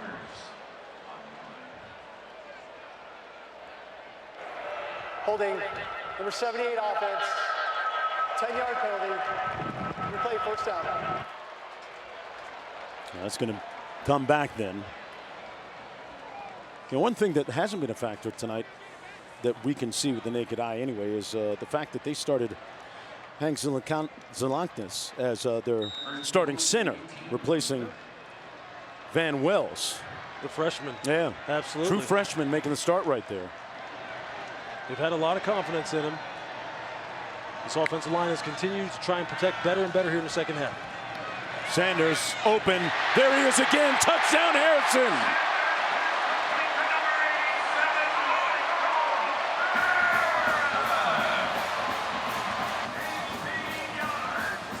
He gave it the I can't believe it either. And the Buffaloes go up 41-35.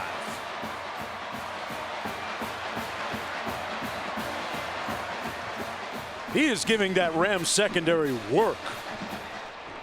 Michael Harrison has balled in this game, man.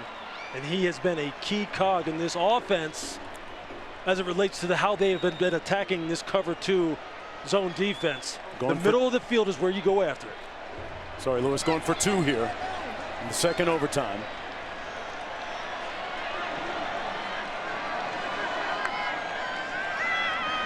Sanders got rid of it. He got it. Weaver this time.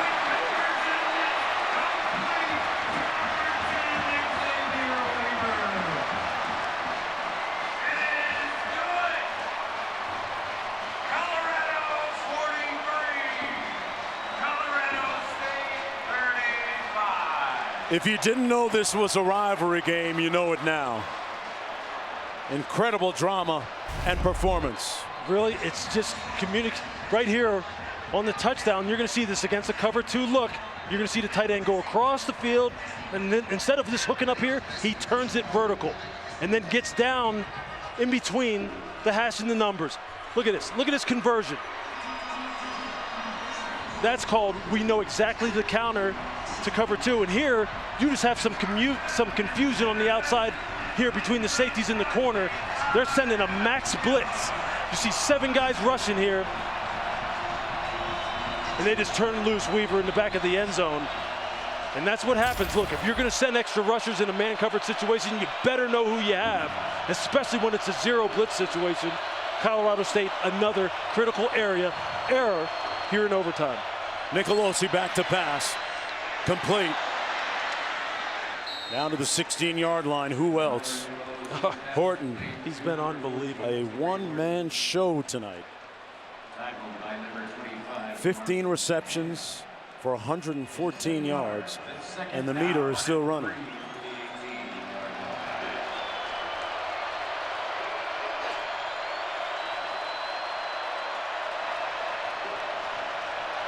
Eight-yard pickup, 2nd and 2.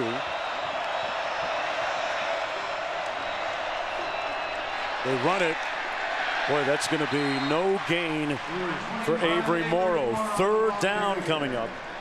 Amari McNeil making the tackle on the play. The Tennessee transfer along with Bishop Thomas.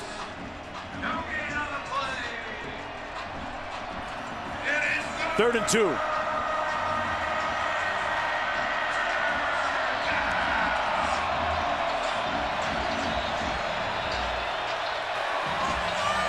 Keep an eye on Torrey Horton. Holker right beside him on the inside of him.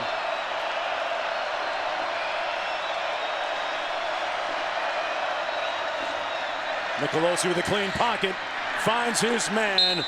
1st and goal, Horton. He's giving that secondary so much work. They should be employees of his right now. I'm telling you, he has found the open areas in this underneath zone coverage all game long.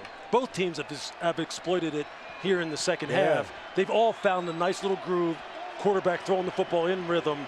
It's been tough on both of these defenses.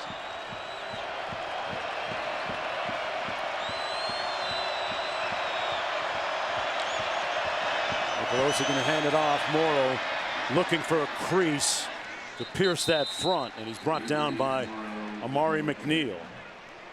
2-yard gain, 2nd down and goal. Here in the second overtime. Remember, if they do get into the end zone, they've got to go for the 2-point conversion.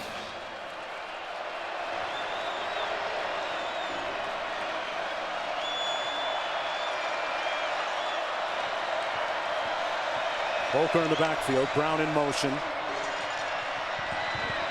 Nicolosi looking, serving, running, got in, but there's a flag down at the 3-yard line. It's going to be an illegal pick. That's what they're going to call. And they're going to call it on Torrey Horton. Oh. They were trying to get the tight end Holker out in the flat, and he was trying to set a pick on the nickel defender, Silman Craig. Personal foul. Illegal blindside block. Number 14 of the offense. Yeah, you had the right guy. Yeah. Well, once he turned it, once Fowler Nicolosi turned into a runner, you're going to see it right here. You see, really, they're trying to get the ball out in the flat. They're trying to get it to the tight end Holker. Penalty. And then, then he tees off on the linebacker Marvin Ham. Yeah.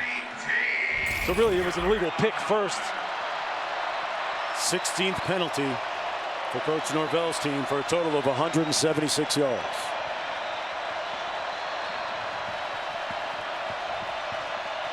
Second and goal back at the 18.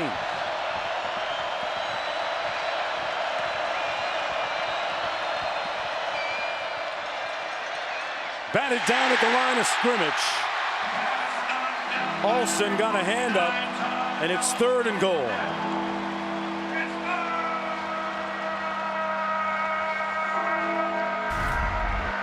What a huge play by Alston right here at the right defensive end. If you can't get any rush, just get your hands up. That's effort. Exactly. Wow. That's just a smart defensive play. You know you're not going to get there as far as the sack is concerned. Time up the jump. Make it difficult for the quarterback to get it over your outstretched arms. And look, Taj Alston is 6'4", almost 6'5". Very smart play on his part. Are they going to get this playoff in time or call a timeout? Rams are going to call a timeout. First and final charge timeout. Colorado State. None remaining.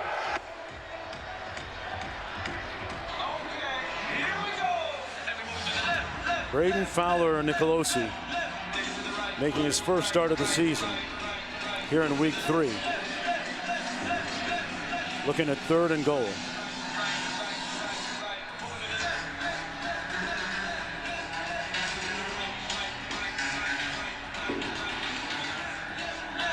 Talking to the secondary, there's Woods, one of the returning players from a season ago, had that big interception early in the TCU game to help set the tenor and tone of that game. It's nice when you have a Hall of Famer that can come in and give you some advice. In these critical situations. Coach you up in a blink. For sure. But right now in this situation, look, if there's 2 guys you have to take care of if you're Colorado, it has to be Torrey Horton and Dallin Holker. Those guys have just terrorized you all night long. Yeah. And if I'm Jay Norvell, I'm trying to figure out a way to get the ball to one of those 2 guys. Here we go on 3rd and goal. Horton, the last receiver at the top of your screen. Brown inside of him. Nicolosi looks the other way. Into coverage, incomplete, and no flag on the play. It'll be 4th down coming up, intended for Ross Simmons. So the Rams down to their last gasp effort here on 4th and goal. Lining up in a bunch formation to the left of Nicolosi. Meanwhile, the Buffaloes defensively need one last stop.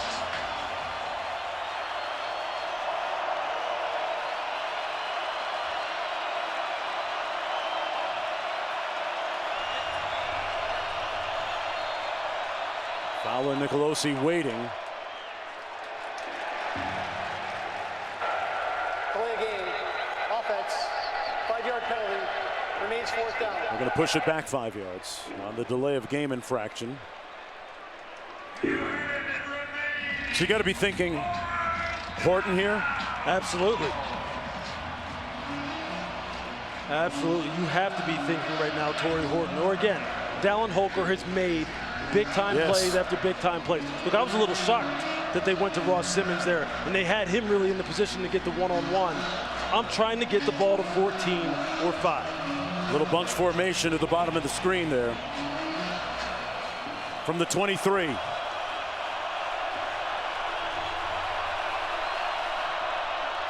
Nicolosi steps up into the end zone in a crowd. No good. Picked off by Woods, and it's over. Buffaloes win it. Do you believe now?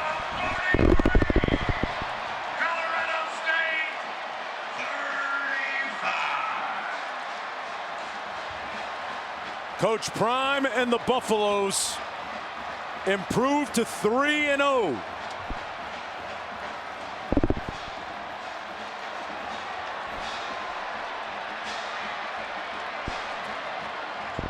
And some cordiality at midfield between the two respective brain trusts. They were down 11 points in the 4th quarter. With a frenzied and furious comeback choreographed by their quarterback and Heisman candidate Shedeur Sanders. 98-yard drive. That's what started it. Here's what it looked like at the final gun.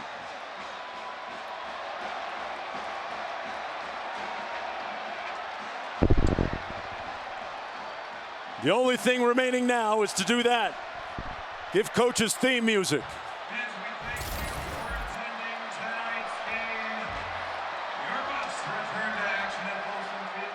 An implausible comeback, Q. What do you got? I got Coach Prime. Coach, what's your reaction to this win? Resilience. To be great, you're going to have to be resilient. You got to overcome adversity. That was a tremendous amount of adversity, and we overcame it. You're down 11 in the 4th. You're on the 2-yard line. What were you saying to Shedeur? Do what you do. I've been saying this since he was a kid. Y'all just new to this game. Shiloh was a big-time playmaker early in the game.